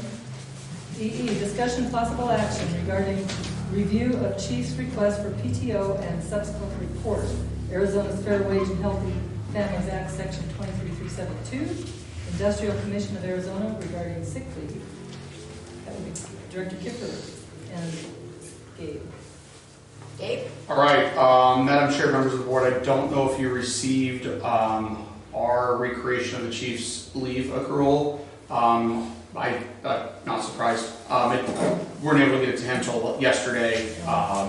So what we've done is based on, the chief has given us his days of that he's taken PTO, his current or his interim contract that he was operating under, as well as his understanding of the additional hours he would accrue for covering shifts, and the accrual for the sick policy based on the state law changes. We went back to the chief's hire date, recalculated his accruals based on all three factors. And then in talking with the attorney, we agreed it would be best to isolate the three pools of PTO accruals, so to speak, and so they could be addressed individually. I will forward this to the board after the meeting so you have it to review. But essentially, the chief's contracted, what I say is contracted payout, which is his contracted accrual, which is his 2 weeks per year, 2 weeks per year of vacation that is in his contract, that as far as my understanding from listening to the board meetings is not under debate or question. That accrual payout is at $2,846.63. Say that again. $2,846.63. I do have a question about that. Yes. The contract that I have says it's 40 hours a year, and you're talking 80 hours a year. So is there something in the contract that's different than what I've been looking at? And if so, tell me what page that's on. Okay.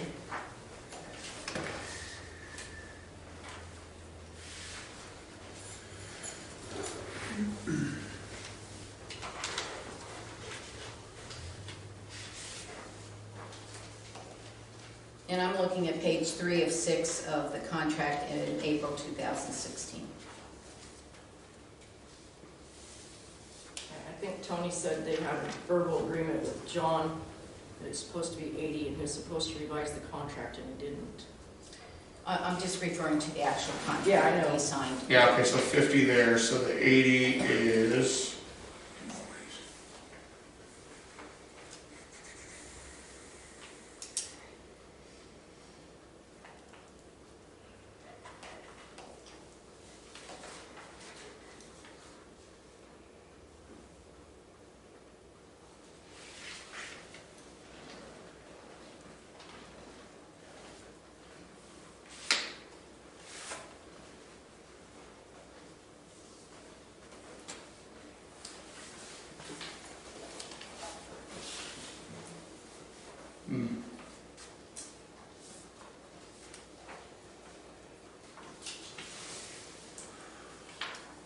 Okay, as my understanding, the minutes reflected a change, and no, the contract does say the 40. So you didn't have any idea if it was like in 2016 minutes or, because that's when we came on board.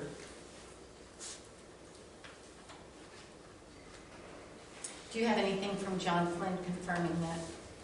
The 80, no, I don't have anything from John Flynn confirming any of this information.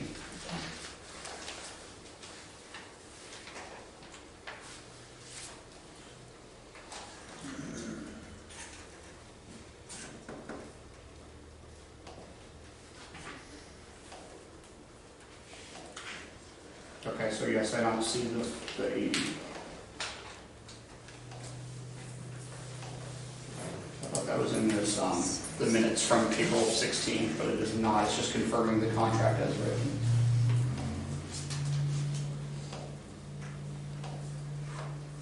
Okay, so then we have to base it at the 40 and then see if we can get confirmation on the 80. Yeah. So if I change that to 40,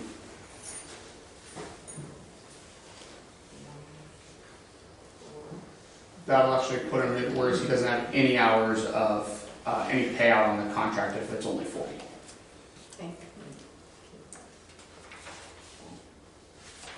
you. If we look at, so again, then we're contemplating two different things here. So then the only thing that's really open and not under question is his sick accrual. which would be at $2,949.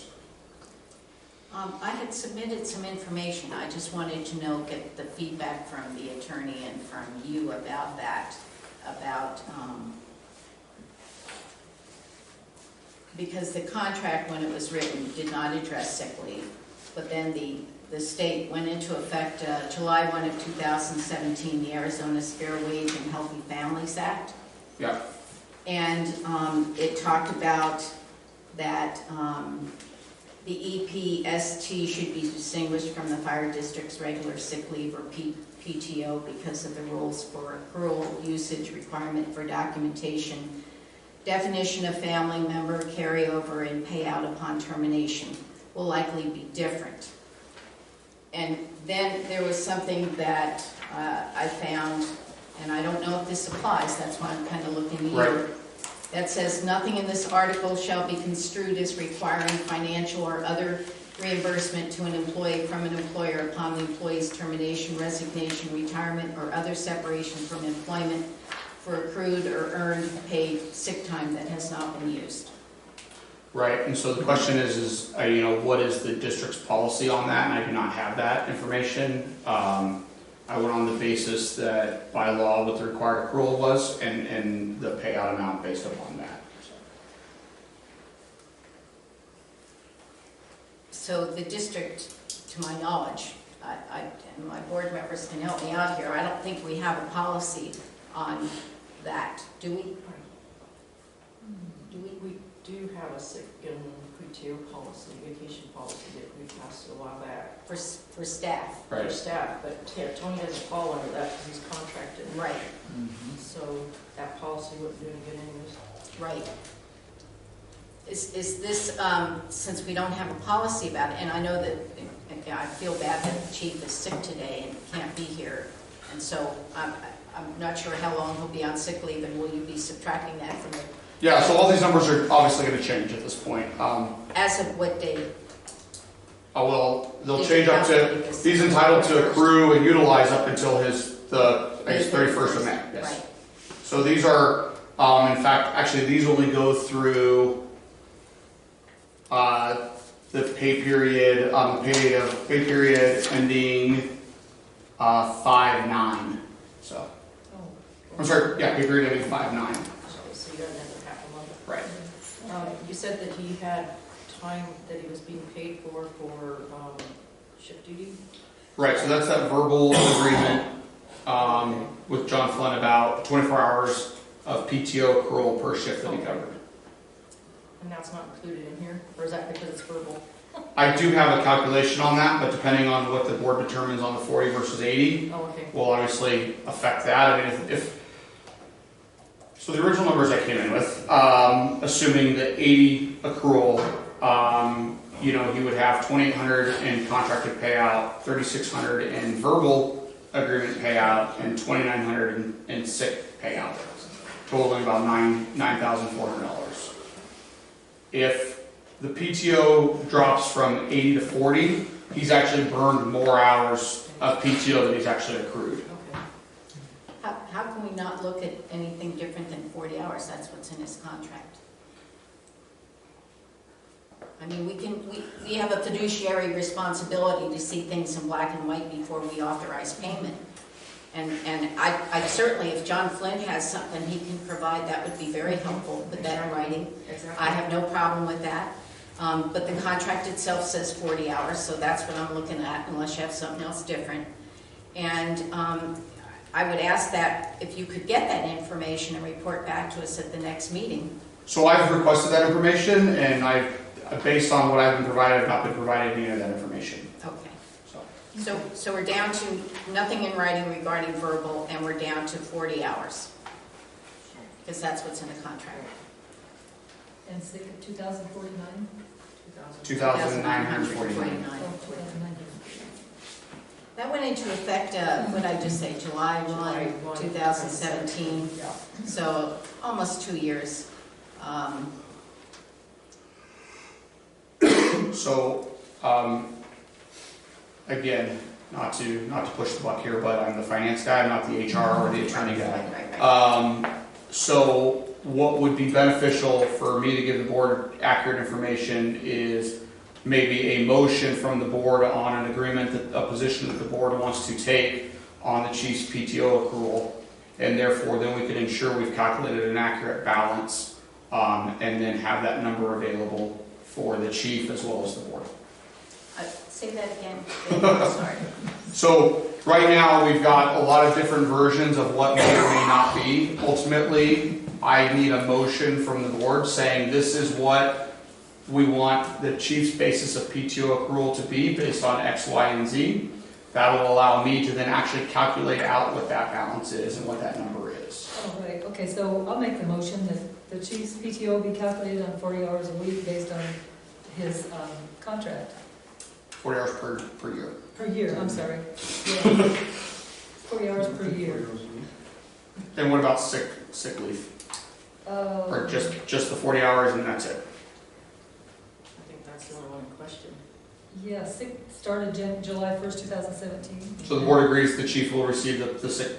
Yeah. Okay, thank you. Minus whatever he uses between Right, now and then. Yeah. right. I second that motion. All in favor? Aye. I always forget to ask that. Oh, thank you. Motion passed. Okay. We already did FF, let's go to GG. Discussion and possible action regarding card matter update and payroll audit of 16 through 19. There's considerable speculation among the public as to how Mr. Picard managed to defraud the LMRFD out of $24,000 over a 14-month period without the chief or administration noticing. I think an audit of the payroll for the last 3 years is required to assure the taxpayers that this was a one-time occurrence and to put to rest suspicions of any complicity by staff. And I make a motion to direct Gabe to order a payroll audit ASAP. I thought we already checked into all that and made sure there was no discrepancies, so why are we doing an audit? So when the initial discovery was made, there was a cursory review of the payroll records to with the chief to see is there anybody else that's receiving compensation that has not been working. Right, so I don't see why we have to have an audit, because I could have sworn, I thought that's what was done when all this happened. You said cursory, does that mean like High level. high level? Phyllis has a question on this one. I just have a comment with this new payroll thing with paychecks. How does paychecks confirm the schedule that was actually worked? And that's how the card thing came into play. That's all. So I can address that, yeah. So essentially it puts my office in between the fire chief or interim chief and the payroll actually being processed. Therefore, unless I have approval from the fire chief, we're not going to process payroll for an individual. So then relative to that, so I'll remove that motion from the board, from the table as far as the audit. And I do have the Picard issue update. Per Deputy County Attorney David Waite, as of the May 28th, he said the arraignment for Mr. Picard is June the 10th at 8:30 in the morning in Division 7 in Judge Lambert's courtroom, in case anybody's interested. June 10th. June 10th at 8:30 in the morning, Division 7. Thank you. Okay, so let's see, no action there. Page H, possible action regarding resolution 2019-003 regarding Copper Point. I don't know anything about that one, so it's to Gabe. This is simply a housekeeping item because we have volunteers on payroll. We're required to have a resolution on what their compensation is for purposes of workers' comp calculation. They're not on our payroll. They're still entitled to workers' compensation. So they classify that as payroll? Yes. Okay. A wage. There's a dollar not wage for volunteer workers. Okay, so It's just a calculation to base their To base our rate on. workers' comp. that makes sense. Do So, we have that in our packet? No, we do not. We don't have that resolution. We don't have it. So that's why we didn't know what it was. Oh, Can we? I already voted on a resolution that you don't have. Karen, you should have the latest version of that resolution that you prepared. Karen, are you there? I'm here. I had asked Phyllis to bring that over to give a copy to Gabe, so he would have it. No? It's in the office. I was waiting for you guys to start. Is that something that has to happen today? Do you want me to go get it right now? I can pull it up on my computer here, and that's probably our best bet, given the timing, because it is holding up our workers' comp audit, our workers' comp pool for payroll. I'm having a hard copy too. Okay, Yeah. It's gonna have to be signed, so might as well. might as well get it, right? Yeah. Okay, so I'll read it to you if you'd like. That's right. Yes. Okay. Whereas, so resolution 2019-003, resolution of the Lake Mohave Ranchos Fire District, inputting earnings for volunteer workers for workers' compensation purposes. Whereas the Lake Mohave Ranchos Fire District, being duly formed pursuant to ARS 48261, and being declared duly organized by the Board of Supervisors of Mohave County, and whereas the Lake Mohave Ranchos Fire District Workers' Compensation Company, Copper Point, has requested resolutions specifying inputting wages to the district's volunteer workers for purpose of calculating premiums to charge workers' compensation coverage for the volunteer workers. Whereas the Lake Mohave Ranchos Fire District is rescinding the following resolution 15-06-002 effective this day of 2019. And let it be known the following resolution 2019-003 is duly adopted by the Lake Mohave Ranchos Fire District Governing Board, and then such resolution has not been modified or rescinded as the date hereof. Be it resolved that workers' compensation computation purposes for Copper Point guidelines for the following class codes and rates of pay will be inputted for volunteer hours worked. Class code 8411 volunteer workers, and these are our clerical workers for that class, $400 a month per worker. And class code 8411 for volunteer firefighters would be $800 per month per worker. Is that additional fees or just? No, it's we've already had something in place. They didn't like the wording that was originally there.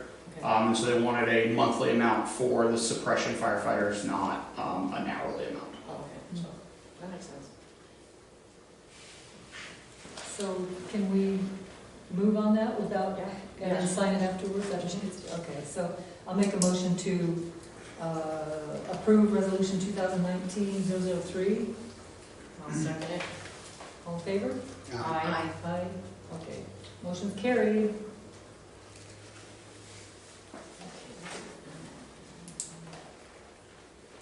So, that's all we need you for, Dave. All right. Thank you. Thank you. I'll get home before Buttercup. Yeah. I seen out the summer, but this stays darker. Oh, yeah, that's a good thing. Be careful on the highway going home. Well, thank you. So, I'd like to move next to personnel stuff instead of all the other little things in between, so we can get our chief thing taken care of. And that would be moving G and H and I and M and N and T and V, W, X, Y.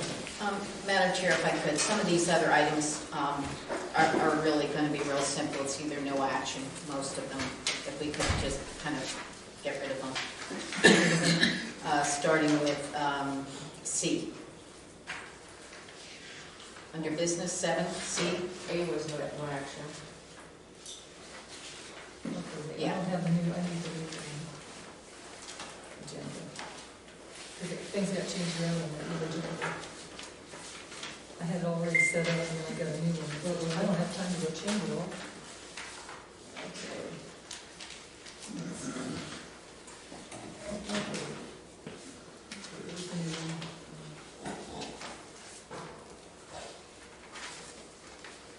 Okay, which did you want to do?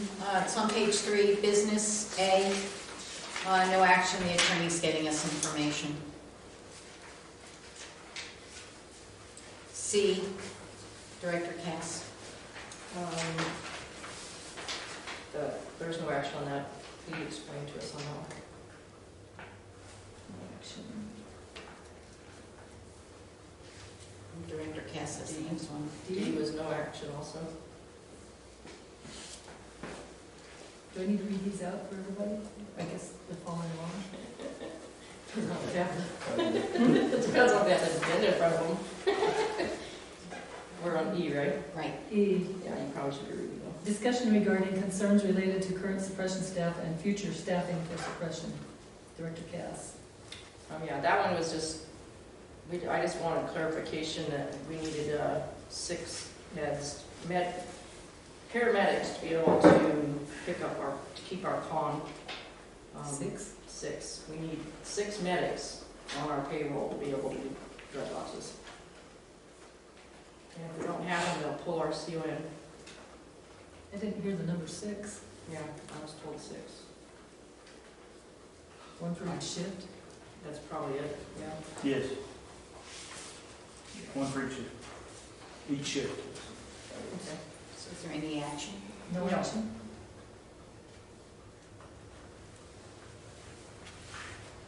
F. E? Uh-huh. We're on F. We just- did we just do- E. We're on F. Concerns related to drug boxes for the district and potential issues. That was the one I just stated, we Yeah. needed 6 paramedics. We're on That F. was under D. Okay. F is mine, and no action. Conflict of interest pertaining to Director Kemper's question to Bill number 10. I think I still don't have the current agenda. The items are still on it. That was F. I don't like getting the last minute agenda. Well, that's Bill's fault. Yeah, I know. I don't know where it is.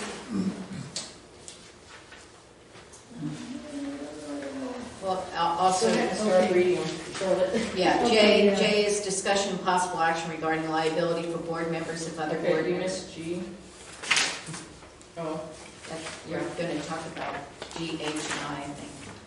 well, those are, oh, okay, never mind. Are we good with that? Mm-hmm. Okay. Discussion and possible action regarding liability for board members if other board members are refusing to follow the advice of the LMRFD accountants regarding the need for internal controls and keeping the administration office open and continuance of command. No action. I think you did K and L. Yep. M. That's Kiffer. Discussion and possible action regarding administrative assistant referral for fitness for duty evaluation, all costs associated, redistrict reimbursement to employee. And we've received information from that it would be transportation, and it would be lodging.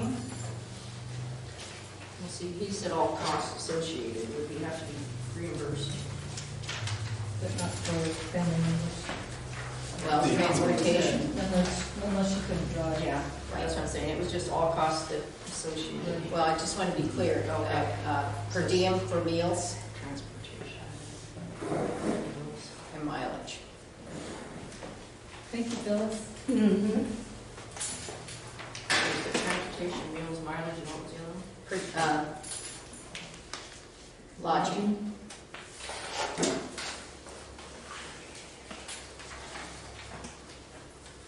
So that's M.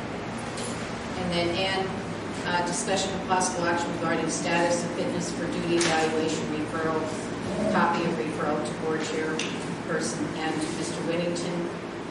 That referral will be made by the next fire chief.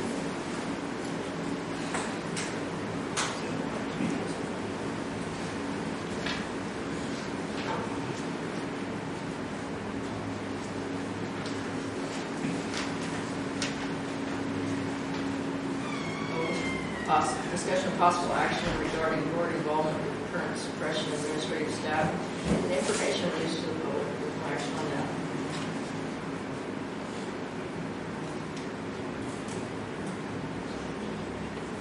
That was the end of the executive session.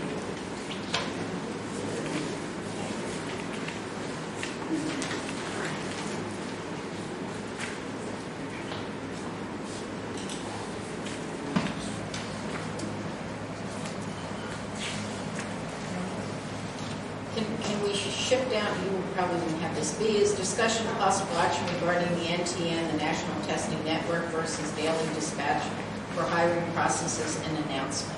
That's yours. Which one do you want? And B, I like B. Sorry. B. B. That's Alice. B? B. B is a Victor. Victor. That was yours. So we can do that pretty quick. It's Q on this one, okay.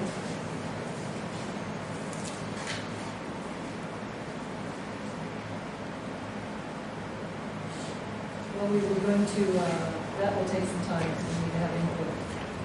I was gonna ask the chief for, yeah, So is that, table that for the next one. We need to get that going, but we need a chief in place to do it, so.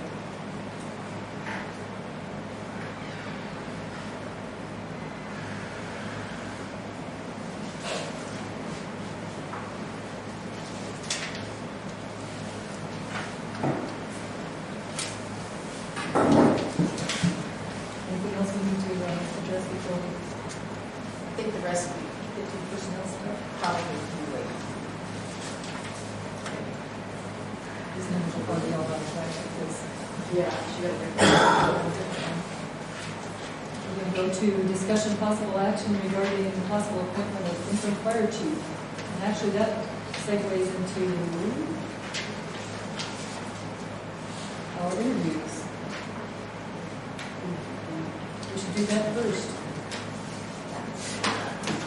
I think it would be helpful if the board discussed whether we are looking at part-time or full-time, and what salary we're looking at before we even get into the candidates, so that we know which direction we're taking. That's a good idea. I think so too. So we have some idea what we're doing. You know, if you don't mind, I'll start. Or let me check with Director Campbell. Joe, we have to decide in the interim. This is the interim until we make the final. What are your thoughts on if we should go part-time or full-time for a chief? I feel it should be full-time. Okay, and why? I always like to know thinking. Well, for one thing, the department needs a full-time fire chief, period. Part-time or whatever you want to call it is not sufficient. It's not taking care of the responsibilities that the chief has. And for the protection of the community that he's responsible for. Okay, full-time. And I I like, agree with you, because that's the same thing I was going to say. I agree we need full-time. my experience is outdated.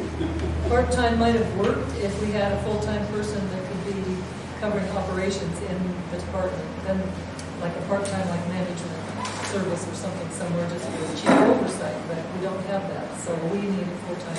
Need a full-time church chief to manage the department, period. So, and we're talking interim. Just want to make sure that we're on interim. So between now and we hire someone permanently, we're looking at full-time chief. What, you know, and the big issue is the savings, certainly in part-time, we could have saved a whole lot of money that could be used in other places, but I realize this is interim, so hopefully we're looking 2-3 months before that would be our When you were talking about part-time would save $30,000, how much do you think it would save if the brush truck wasn't being driven to Kingwood every day back?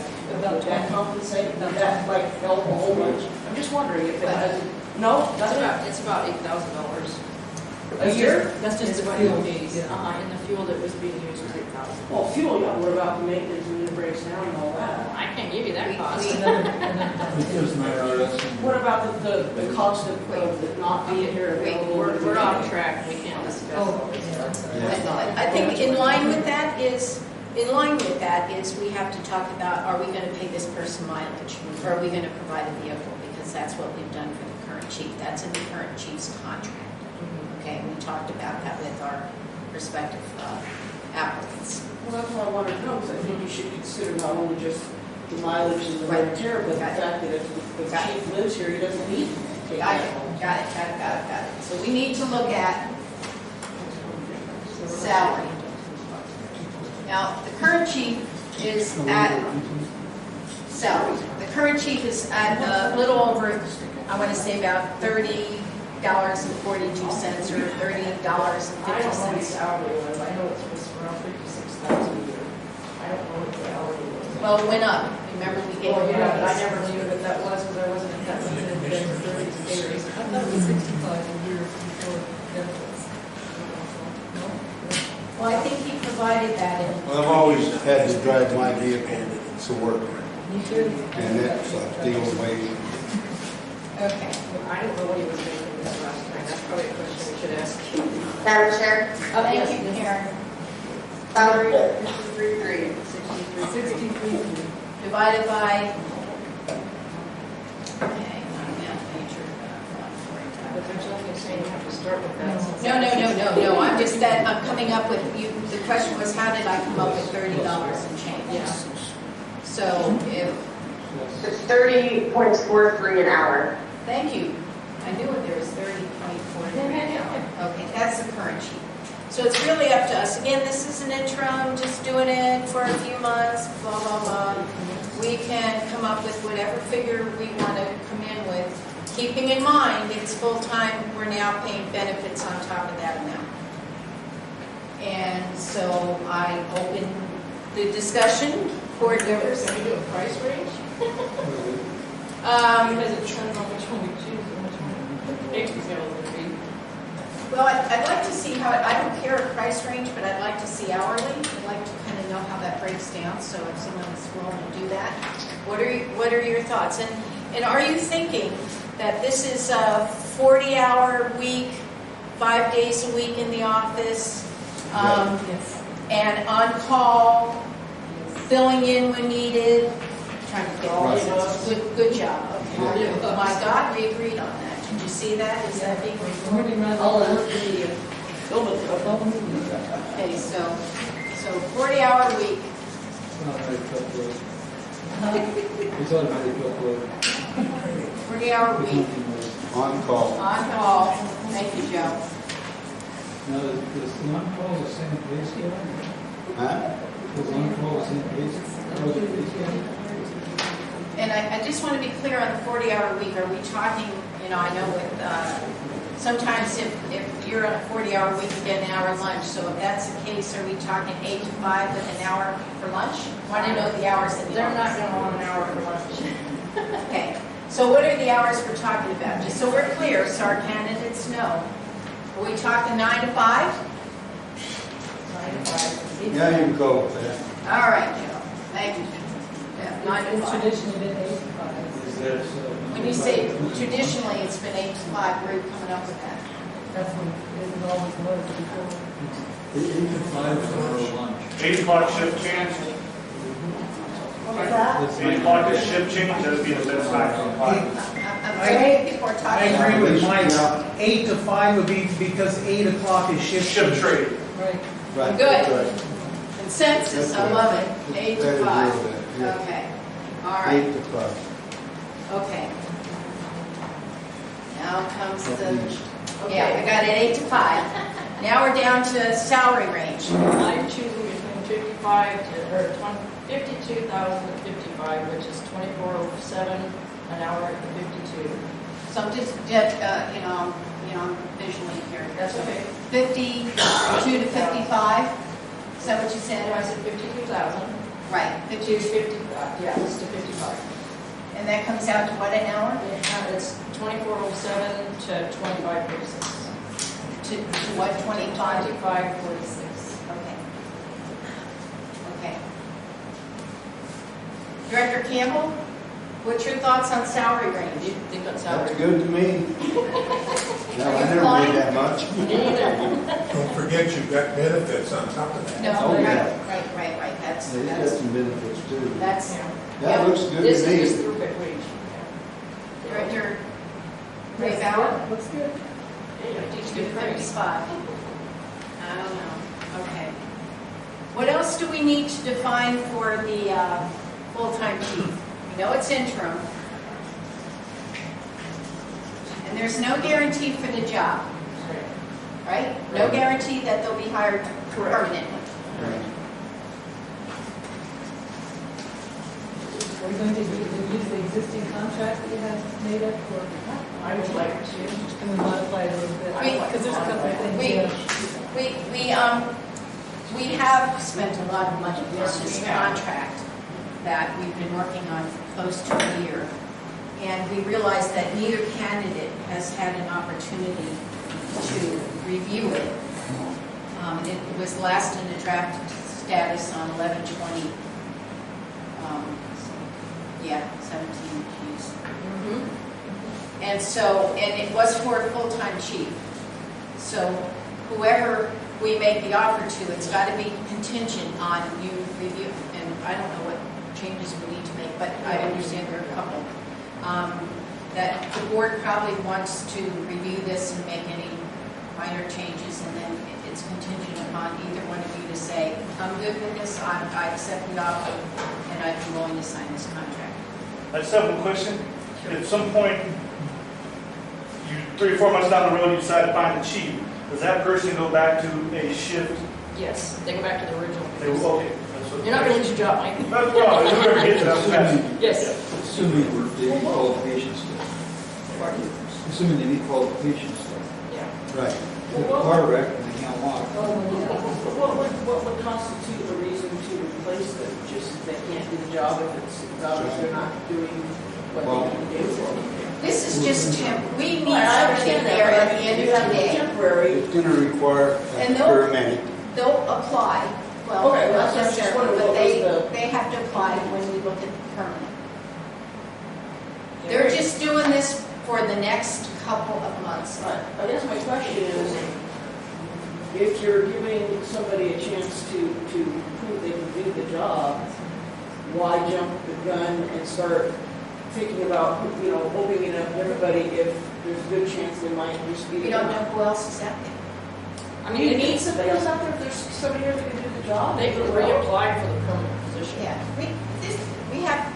neither one of them have been in a chief position. So this is our opportunity to fill the need, the immediate need, to have someone in place as of June 1, and we have to have someone in place June 1. So they understand, because when we talk to them, they understand. They can certainly apply, and if things are going well, that's certainly going to look good for them. But it doesn't guarantee them the job. Oh, yeah, I understand that. Here's a question I have for my board members. Big issue is social media. Can we require, and we didn't ask this of the candidates, can we require that during their interim job as full-time chief, that they not be on social media? That's part of the contract. I just wanted I to. totally agree with you. I'm not on social media. not on it, so. Joe, are you in agreement that in the contract it says? On contract with social media, their chief's temporary contractor. On social media. In other words, if they're not allowed to be out on social media making comments and. Just end the post would be. Director Ray Bauer, are you in agreement with that? It's gonna say, no, I don't know. He really doesn't understand this. I get it, okay, all right. What else do we have to put here before we start considering our candidates? Decide if they're reimbursement or not. For mileage or vehicle, we have to decide Well, about I would that. say maybe reimbursement, I don't think vehicle. So mileage reimbursement if they want it?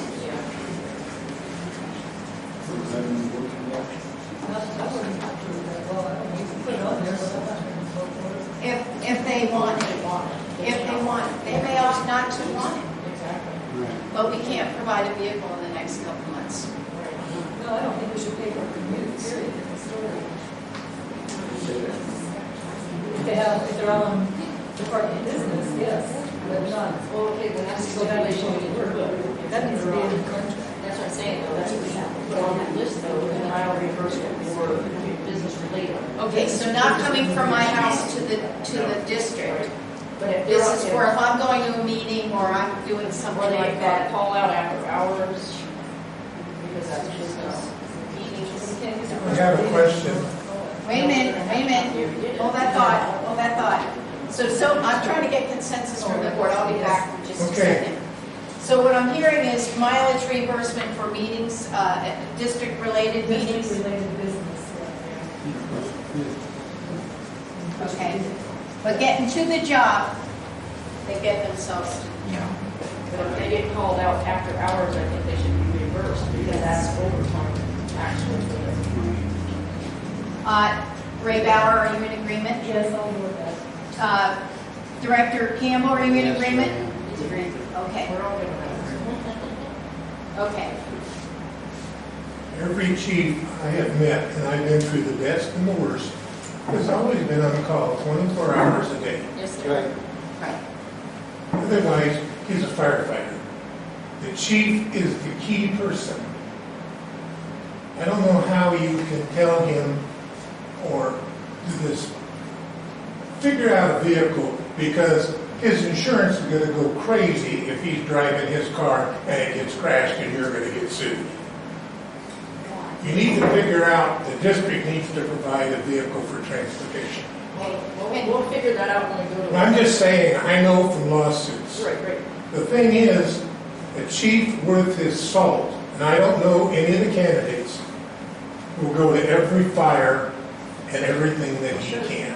If the chief doesn't live here, it won't matter, he's a fireman. That's the By the difference. time you get here, being on That's the call, if you difference. don't live here is pointless. All right, so for, this is the Interim. interim, hello, back to here, interim agreement.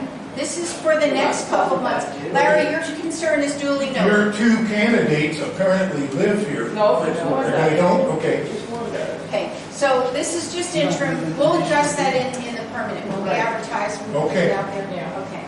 Good What luck. else again, before we get to the candidates? What else can you think A of? friend of mine is a lieutenant, makes about $80,000. Well, it should have to be qualified. Okay, when you say it has to be qualified, excuse me, I'm sorry, I couldn't hear Joe. When you say he has to be qualified, what does that mean? Well, one of the requirements is that he had a paramedic. To be a chief? Yes. Yeah. Well, right now, she just wanted to know if there's anything that we need to provide to the person that is chosen as the interim chief. We have to provide it. Yeah. We have to have that, but Is there anything else up there that you think I that they don't need? think so. Okay. And, White Joe, I need you to point that out to me. I'm a black and white kind of person, so I need to see that in black and white. Okay. So this is what we got going. Anybody drop out yet? No. Nobody's dropped out. So that's it. Let me ask that question, because now we're going to look at qualifications and go from there. Mike, you started first. You still in with these conditions? Yes. Tim? Yeah. All right.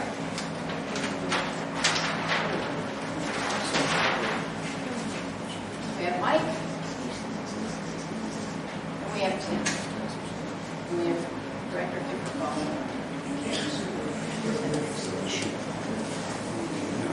Okay. Let me tell you, these guys are great. These guys are great. That goes without saying. They're great, and we're grateful that they work for us. I know I am, and I've heard good things. So this is a tough decision, but we have to have this conversation in public, and here we are having this conversation in public. And we interviewed both of them and asked them pretty much the same questions, so we could get feedback. So who wants to start with categories? Categories. Categories. What do you want, like Mike's an EMT, Tim's a paramedic, that kind of category, or what? Years of experience. Let's start with years of experience. Years of experience. I'm sorry, Mike. You're speaking up, right? You're telling me what? I gotta look at the Oh. paperwork. Look at your paperwork.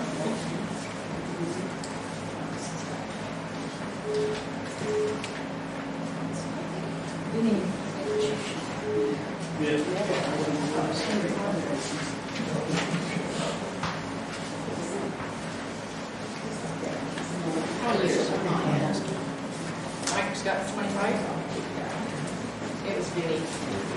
Mike has 25, Tim has 15.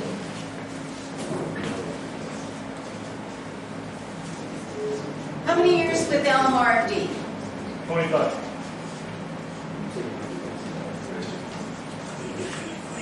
Tim, I think we got you for, so we'll do 2 plus. Mike is a firefighter EMT. Tim is a firefighter paramedic.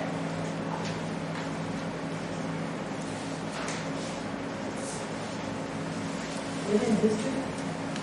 Can't hold it against them. Oh, yes. You can't, because we're past the law, but you can't. No, did you read that? Is it against the law to require a chief to live in It's- Nope. Hold on, Item, Can't. hold on.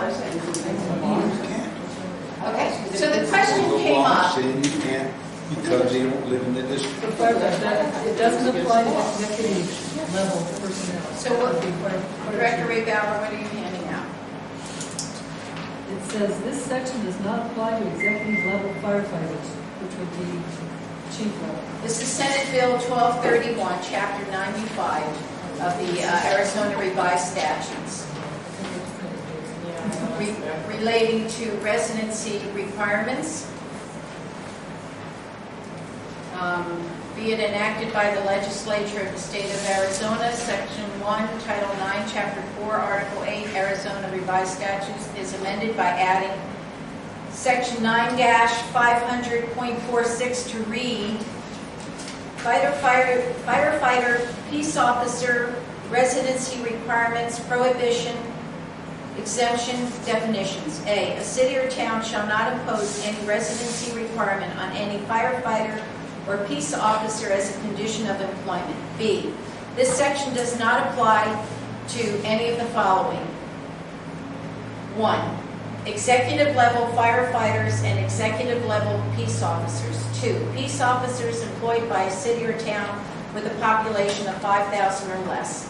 C, for the purposes of this section, 1, firefighter means a professional firefighter who is a member of a city, town, county, or fire district fire department. 2, peace officer means marshal, police officer, and any other city or town officer vested by law with a duty to maintain public order and make arrests. Item B was the one that I was referring to. So this section doesn't apply to executive level firefighters and peace officers.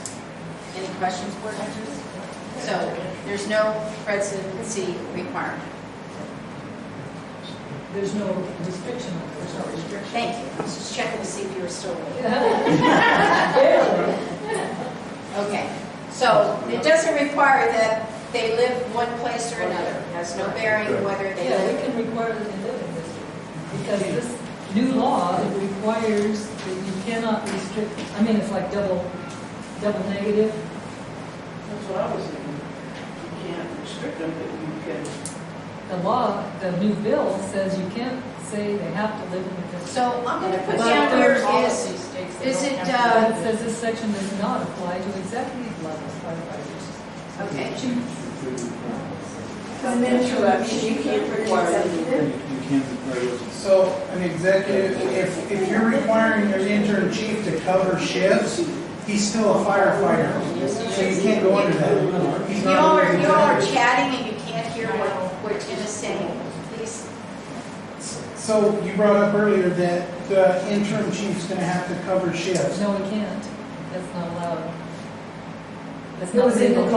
Our chief does it now. It's not legal to work shift work, and you can't work two separate. We asked, The attorney told yeah, we us. asked the attorney.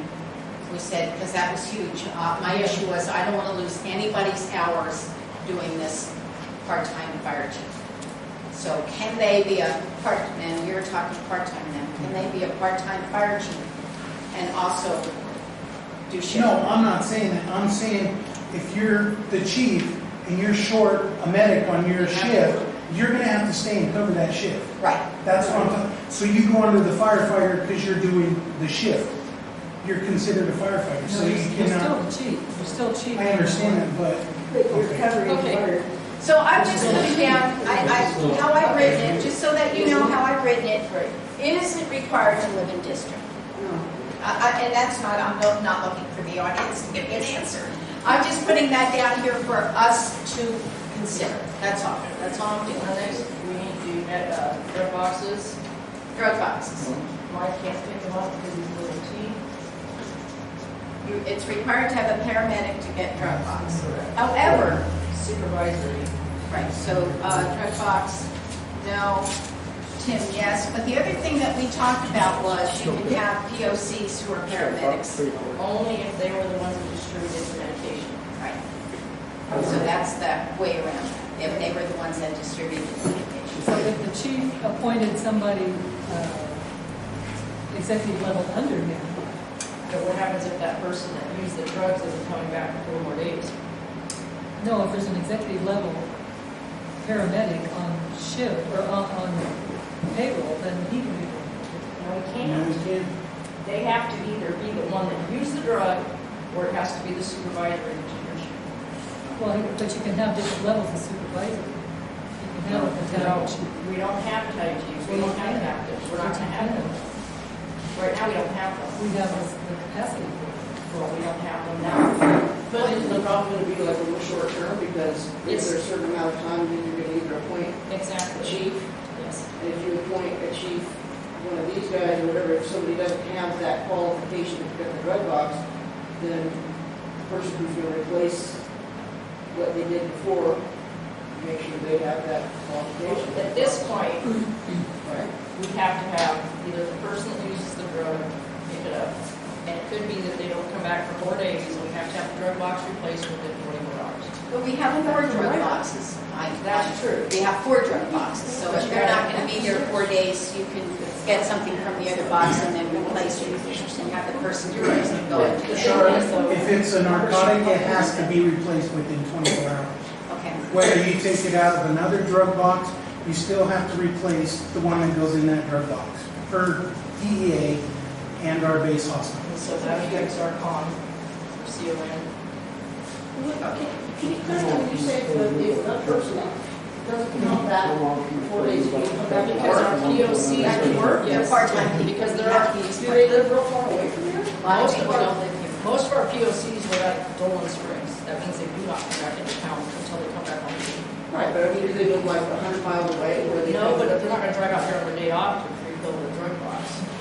We have POCs that live in Vegas, we have POCs, the rest live in Kingman. What else do we need to put on this list? What about experience in management?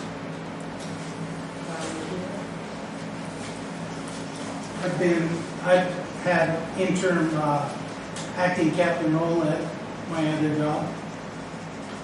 And I have a class in company officer leadership.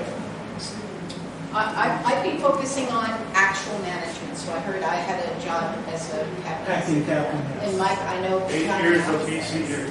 Okay, as a battalion chief. Okay, so, tell me, Tim, again, how many as captain? Going on almost 3.5, acting captain. Madam Chair, Yes, go ahead, Karen. I'm kind of afraid you guys are getting a little off the weeds on the actual item here. Some of these are employment discussions, which are in A1, and most candidates marked executive. Right. Well, we have the interview on the, Yeah, we really can't discuss policy, we discuss the executive. Yeah, the item now itself is either Mr. Petway or Mr. Bonnie. All the other stuff you guys want to hash out needs to kind of be in A1. so all this discussion of this included on the regular agenda shouldn't be there for discussion and possible action? Return to Does center. it state salary and so forth? This says interview possible candidate for appointment of temporary or part-time interview.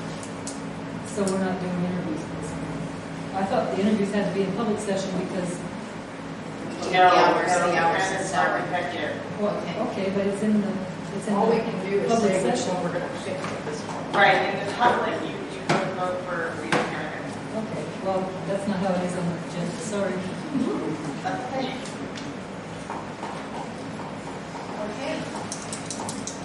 so I guess we vote. Anybody got a quarter? Order? That's what it's gonna come to. It probably is. You got a quarter you can put? I want to make a motion to accept Kim Bonnie as our intern fire chief due to our biggest issue is the drug boxes. I think it's more qualified that way. I'll second that. If we don't have a bond. Because they're already looking at us right now through the, there's a new Department of Health Services. And why do you say that? Because they already know our chief is leaving and they know that we're gonna have to have somebody on board that's gonna be able to protect our drug boxes. How do you know that they already know that? That means somebody has to notify. Well, I think Tony has notified them, because I know he's notified several of the vendors that he's leaving. And I know that's an item on our agenda. Right. So that's my opinion on it. Yes, he lives out of town, but at this point, we can't afford to lose our CON either. And this is effective what date? June 1? Yes. So we have a motion to accept. Tentative if he approves this contract.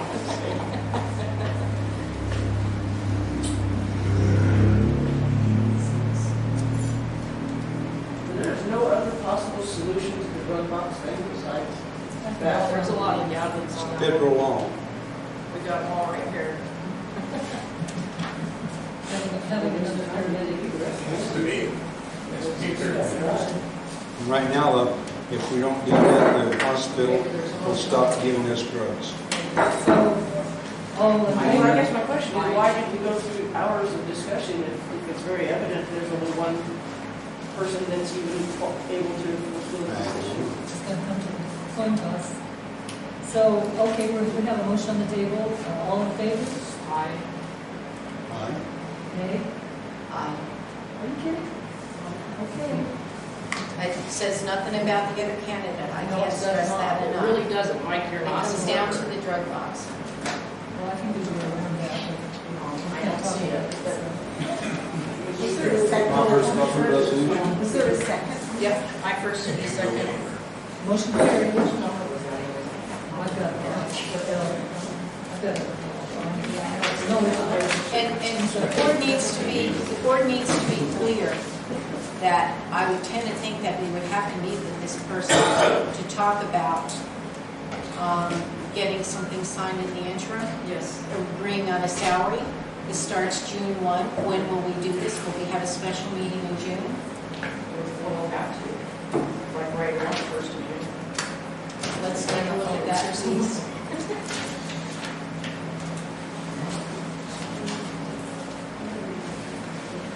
So, next thing on the agenda. We're getting a special meeting set up.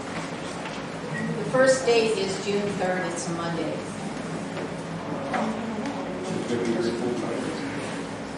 Yes. We can't even do them on Saturday, on Saturday. I don't think that we Karen, can we do a meeting on a Saturday? No. Yes. June 3rd. Right in the day of the It's a week. Monday. We can do one on Friday. The 31st. As long as it's 24-hour notice. Okay. We're gonna vote on the board meeting. Joe, We're getting there, I think. 31st, can you be here the 31st? Deb, Yes, sir. just be me, Tom, my wife's graduating this weekend. I'll be, Oh, I'm leaving Friday and I'll be back Tuesday morning. So we can. My wife's graduating, I can't miss that or I'll be divorced again. So are you saying June 4th is the earliest? Because you never remember. The Tuesday, what is it? June 4th is the Yes. earliest you're available? What time will we set that meeting? June what? June 4th. June 4th. June 4th. Is it 3 days? It's open. Cool. See, the He's light- open. Okay, June 4th. I think the intention is that we're just going to iron out the particulars on June 4th, Larry. I think you need to ask an attorney about a contract before you start putting people. You need to get it black and white what you're gonna do and We make sure it's already- legal.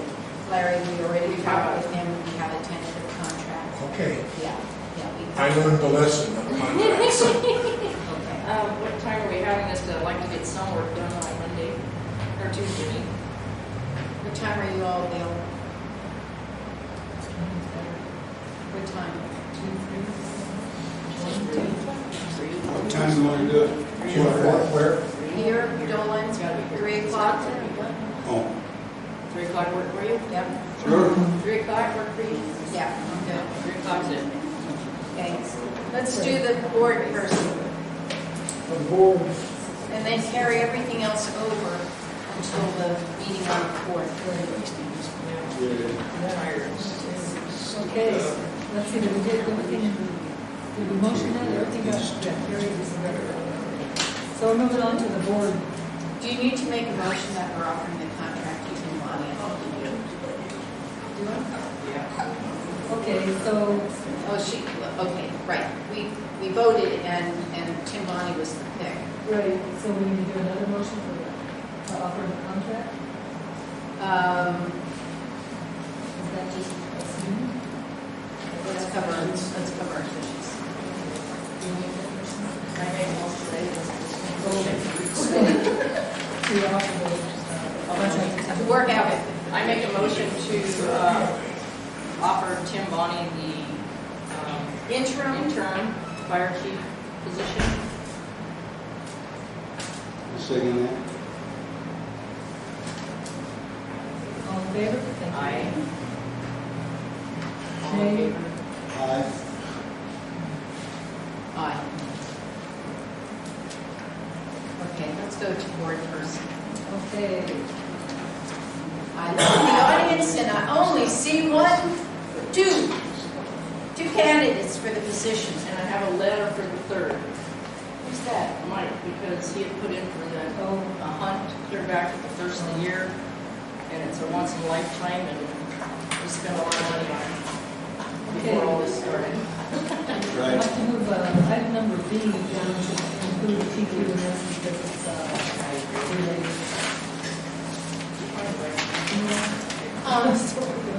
You know, Please close. are you still in the running? Because when we last talked, you said no, you weren't going to run, so I don't know. Are you still in the running? Am I still in the room? I want to still volunteer in the office. No, I'm talking board vacancy. Yeah, I know. Can't do both. Oh, I would prefer to stay and volunteer in the office. okay. I Okay. would prefer that. I would, myself, I would push for the representation to come out of it. That's just how I feel. So we're down to, and I don't see Jay Fleming here today. I see Larry Tennant. We got something from Mike, and I believe Theodora is available by phone to be interviewed. Do you want me to read Mike's letter? I'm not here. That's what it says, right? I'm not here. Pretty much. The moves. Save us some time. Yes. Anyway, if you can pause that so I can get my phone. I have a prior commitment. Can I get the vacancy? Yeah, Well, you can just call Karen now, but it's only hers. we're using his phone. I don't know, use yours to finish getting, sure. I don't have a problem with that. Okay. Yes, Mike. Thank you, Karen, Mike. Thank you, Mike. Karen, we're gonna have to change phones, so we'll call you back on Charlotte's. Okay. Deb, are you guys done with me? I'm on duty. Yes, we're good.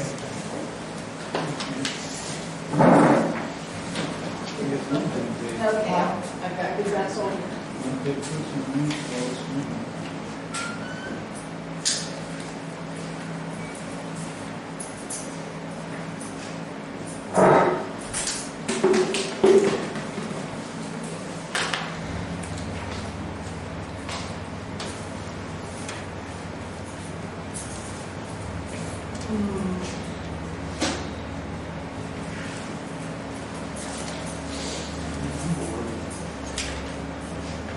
You're bored? How can you be bored? Okay, let me, I'm gonna have to put that speakerphone. Does that work for you unless Director Cass knows how to hook this up to the speaker? I can try.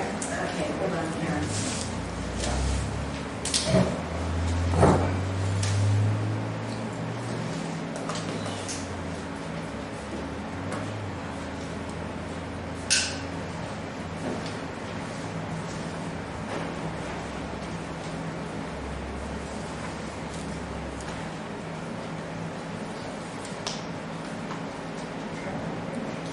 comments? It's right down here. Oh, yeah, it is. You don't want to see that when I try to.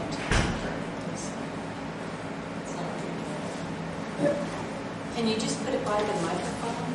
That work, if we have her on speakerphone and just put it. Yeah, that might work. Karen, can you hear me? Okay, we can't get the Bluetooth to work. So we can hear you, but. Okay. Okay, so we're moving item B to combine PQ and S, discussion of possible action regarding appointment of board member. And that's B, and it goes along with discussion of possible action regarding interview applicants for board member vacancy. And then, once we do that, we'll discussion of possible action regarding appointment of a board member to fill vacant position, oath of office and certificate of compliance, which we have with us.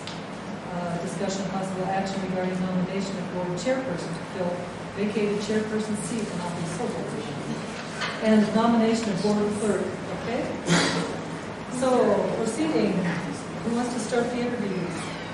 We'll do these en masse so we can kind of get this done. Do you have, Well, we have the biographies, and somebody have questions for me. Yeah. Theodora, you're online? no, Yes, Karen. On here? No, my clip is wrong. I know. We got Karen It on. doesn't, well, it must be because here. I'm going to start. Larry, you look great on paper. Absolutely, absolutely great on paper. My first question was, where have you been? What do you mean, where have they been? I haven't seen you at any meetings except the one in Meadview and the one here. I didn't get involved until I read all the negative publicity about the fires. And I don't believe it.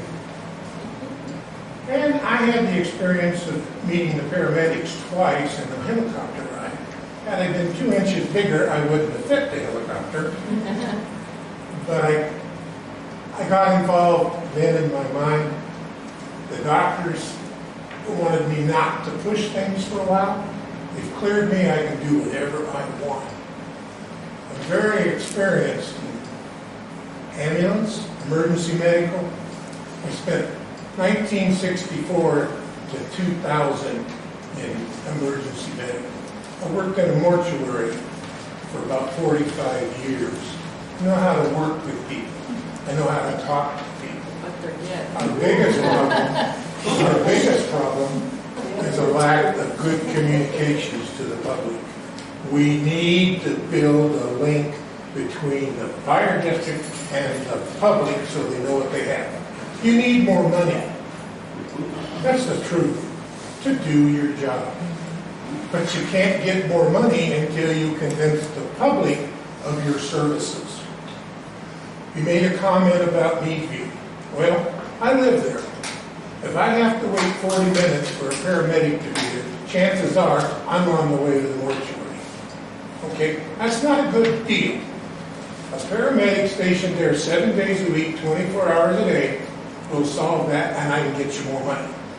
Because I can sell the public that we're doing something. Right now, they say, it's just an empty building, who cares? And I have to agree with them. But my personal experiences with the system when I needed it, and my wife was a 911 dispatcher. It's not me, it's not me. Yes. It's got to be Mike, because he's the one that's attached to this. Huh? I just dialed the. Excuse me, I didn't. My wife was a 911 dispatcher for 15 years. I worked in the police department, I worked in the ambulance, I was on the fire board. My tenure on the fire board, we built a brand new fire station. We have 140 volunteers that we manage and a huge budget. We never lost an election. People knew what we were worth and were willing to pay us. And that's the problem. You've got to sell what you provide. People don't know what you provide until they call 911 and they gotta wait. I hear more complaints of how long it takes to get to Meadview from here. Hello. Right. Hello. I can probably drive it in 30 minutes if I push it. A fire truck, 40 minutes. How, you heard our account, I'm always looking under rocks for money to pay our people to get them up there, and that's been a big push, is more staffing up in Meadview. Well, how are you gonna do that? I heard. I talked to the commission, I've asked. Our biggest problem is we have people that aren't paying their property taxes. Right. The second problem is, why isn't BLM and some of the federal government kicking some money in when we're protecting some of their stuff? Why aren't they paying? Because maybe we haven't asked them, or maybe we haven't put pressure on the right people to get the money. Okay, so you're hoping that your plan will work and we'll have more money, we can. It's our plan, not one person. We all have to be united. We have to go out there and tell people, wait, one, what do we do? Right. Why do we do it? And what does it cost? Medicare is 80% of the approved, and they're 3 years behind. And then your supplementals pick up the difference, and then the balance is left for the patient. Your uncollectibles, you'll never see them. I left with over 100,000 in undercollectibles. The fire district took over the ambulance and spent over $1 million doing all this. I spent less than 100,000 and had 10 people. If I knew when I was going to get a call, I could have saved a lot of money. But I don't know when that emergency is going to happen, and you have to be prepared for it. I don't know if somebody in here is going to have a heart attack right now. You don't know, I don't know. We need to be prepared. And I believe in training, hiring competent personnel, getting the training, getting the equipment, and doing the job. And once you do that, the public will back you. You've got to convince the public of the need. Well, I can tell you that, if I might share this with you, that we had an opportunity to put on the ballot to minuscule raise in the property tax rate to get a new ambulance, and we lost by 8 net votes. And the big thing was, I don't want to pay any more in taxes. So given that as a platform. My mother was that way, and I told her to get her head out of her cranial, well, she was suffering from cranioretitis. I'm polite. Who used the ambulance and the helicopter? My mother, within 2 weeks of that. She became a supporter. I don't want to pay those taxes. Why not? I can replace a burnt home. I cannot replace a life. There's only one person that can do that, and I'm not that person. And I feel paramedics, medical is the key for this fire district. That is the key. You need to sell paramedic, medical to the people in that remote area, because a 60-minute drive to Kingman, you might as well stop at the funeral home on the way down. You do understand with our con that if they're out at Willow Beach, we don't have anybody here to transport them. We have to call Golden Valley, AMR, to come out and do that. So I realize I don't want to sit there waiting for that call. I understand that completely. Right. But if you have one person up in Meadview, he could split the district. He could come halfway down. He could spend his time at the Oasis Chevron station and be in half the distance. But the key is you need more funding for more people to staff correctly. Let's be honest. I staff 2 ambulances with 10 people. Yeah, can we, Do you have any questions? Well, I just want You did just fine. That's me. I firmly believe, anybody else have anything? I have no, do you have any questions for Larry? I firmly believe, you saw the resume, I look good on paper. You do. Oh, I look terrific. You look great on paper, Mike. You look better in person. You never lived, I worked in the police department, and I had a chance to shoot a person because he had a .30-06 pointed at me. And I didn't. We became friends, and to this day, we have coffee whenever I'm there. And he still remembers it. That's training. Do you have You have no other questions, Larry? Oh, Theodore's on the line. Thank you, Larry. Well, You look if you have good. any questions, I mean, I believe. We're on to the next candidate, Larry. I'm sorry, That's fine. we're pressed for time. Well, we don't know. I know we have. Oh, there you are, good, thanks. Okay, we're here to interview you for this position. Yeah. So, let's see.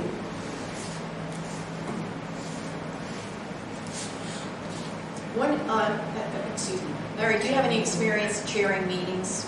Do I have what? Any experience chairing meetings? Yes.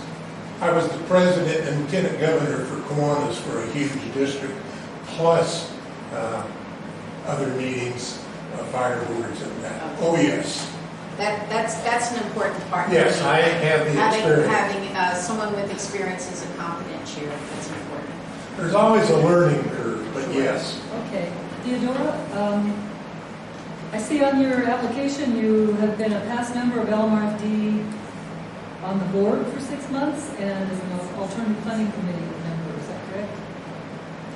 Yeah.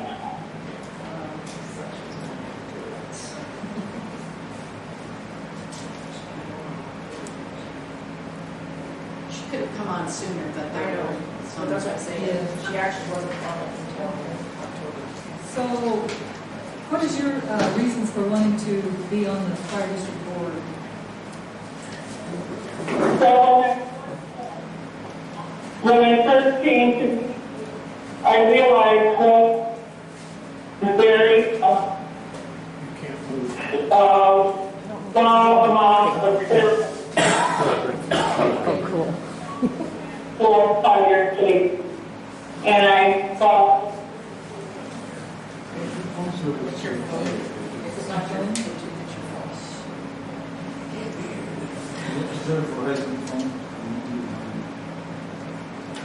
That we might have to because of the building.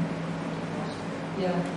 she's out of town. That's why we have her on the phone. She had this scheduled, just like Mike had his son scheduled, and so we're on to today. That's not an issue, the phone service is. Right. Yeah. One of us is dropping out. You have Verizon? I have Verizon. That might be better than this. It's just track calls. I think it was Director Cass walking around and interfering with the signal. That's possible. Oh, somebody. No, I had four bars Yeah. on 4G. Oh, Yeah, it happened both times when she was in the oh, corner. okay. Let me try this again then. It should be, you should have left it for. Shouldn't?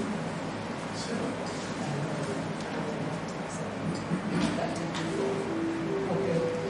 She's back. Sorry, I lost you there. Theodora? yes, it just cut off. Yeah, you faded out and then you went away altogether.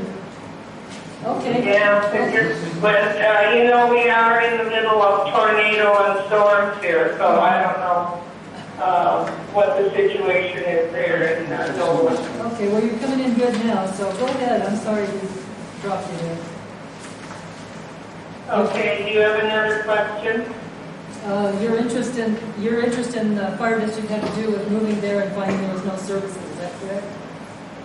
Services were quite limited, and I felt that they should be improved.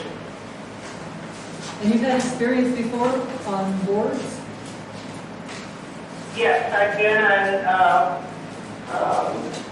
the school board, I've been on Park and Recreation board, and I've been on city council board, and also church board. In what capacity on those boards?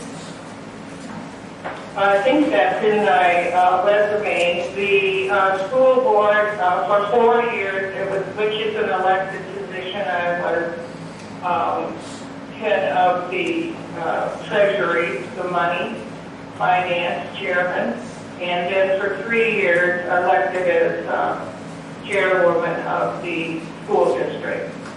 And Park and Recreation, I was just a member of the board. And the village council, I was, again, an elected member of the board for 3 years. Okay. Okay, would you be available? One of my things is we need somebody that will stay on the board. We've had so many people come and go, 5 or 6 in the last 3 years. We can't get them up to speed, we can't get anything done because we need a full board to make decisions on some things. Do you have any plans for leaving the area, or any reasons that you would not be able to serve for an extended period of time? No, I've made a complete move, a complete break from my former residence in Minnesota.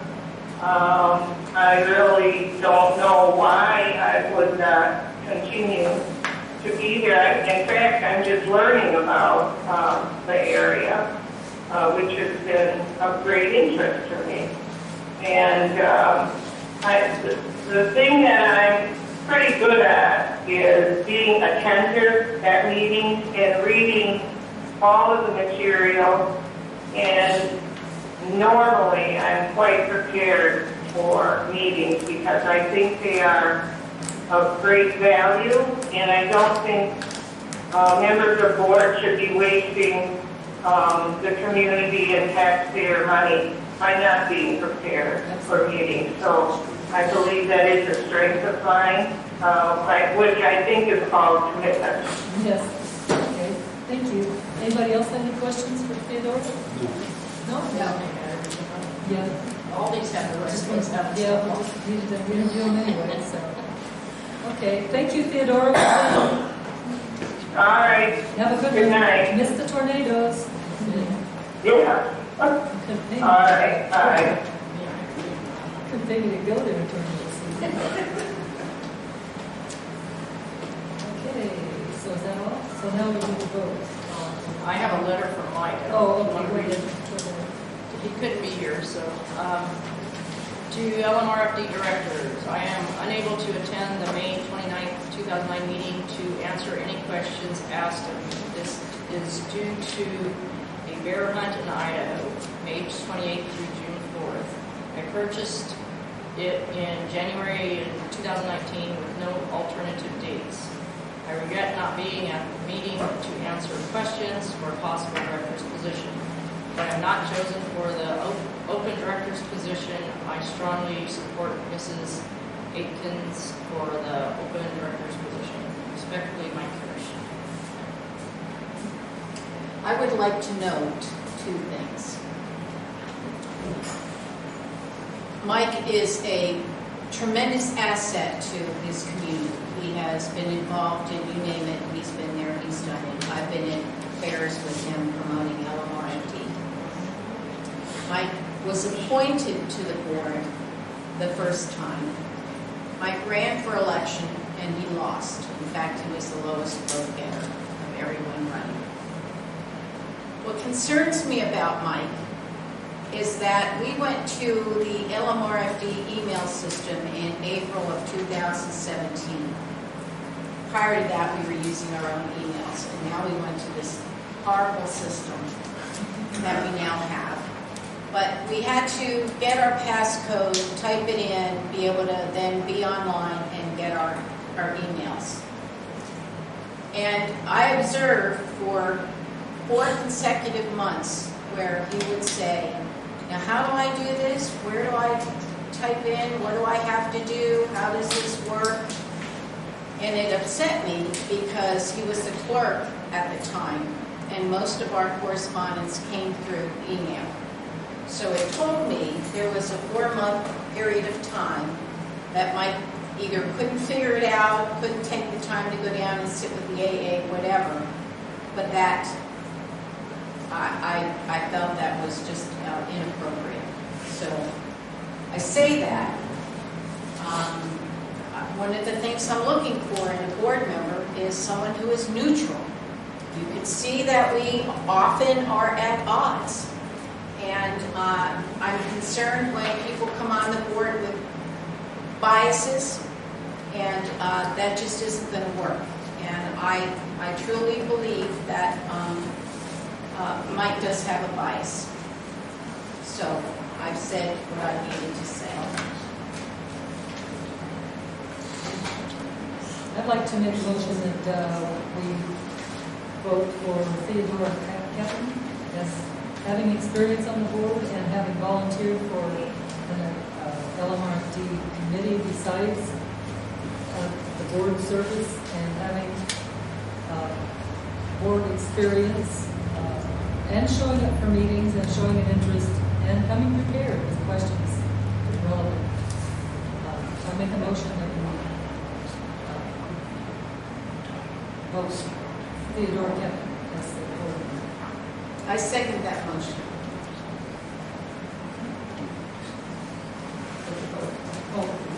All in favor? Aye. Aye. Motion died. Okay, no Theodore.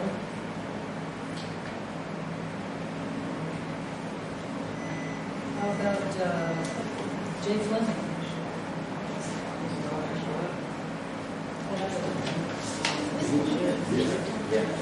Unless he got an obligation that he couldn't be here, but he should let us know that. Okay. We should probably vote on that basis. I think you have to have a motion. Somebody has to make a motion. You don't have to go for every candidate. So don't have to vote on it? You don't have to consider it? I'll make a motion that we approve Jay Fleming as the board.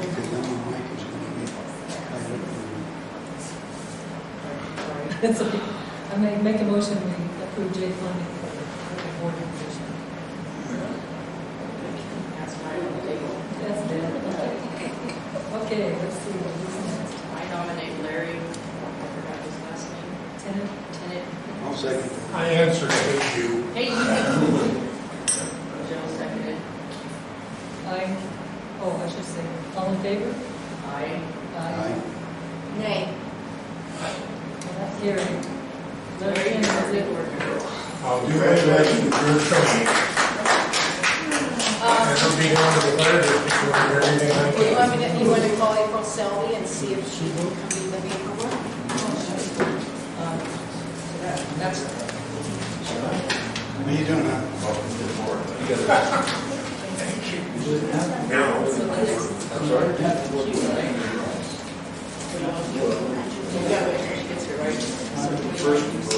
Do you have a package maybe that has to...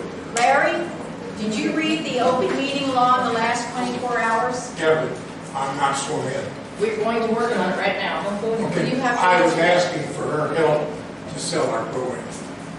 My question was, have you read the open meeting law in the last 24 hours? Yeah, most of it. Have you read This all of is it? nothing compared to Oregon's. But did you read all of it? I can't swear that I read it all, but I read most of it.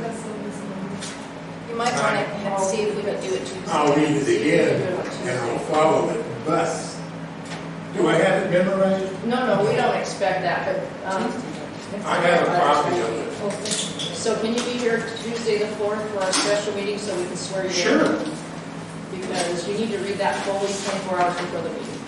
I have no problem. You schedule it, I'll meet it. Yeah, we don't expect you to memorize it. No, I know the open meeting law, and it's written to protect the public and the board. So we'll special. I know what it is. So And I'm looking forward to working you can with ask you. me to do the special meeting. Keep doing it. Can we? Well, I thought we were going to put everything in there. So we need to make a motion to adjourn the meeting and table everything else. Yep. I make a motion to adjourn this meeting and table all the other stuff on our items. I'll second I'll that. second that. All Time for pizza. in favor? Aye. Aye. Charlotte, you're full. Oh, no, it's my fault. Karen, we're finished. All the time. Larry, I expect Time you is, to, I do. someone to be unbiased. I am. Okay. I will listen to both sides. But it wasn't even the paramedics that came out, so we here today. That's the truth. I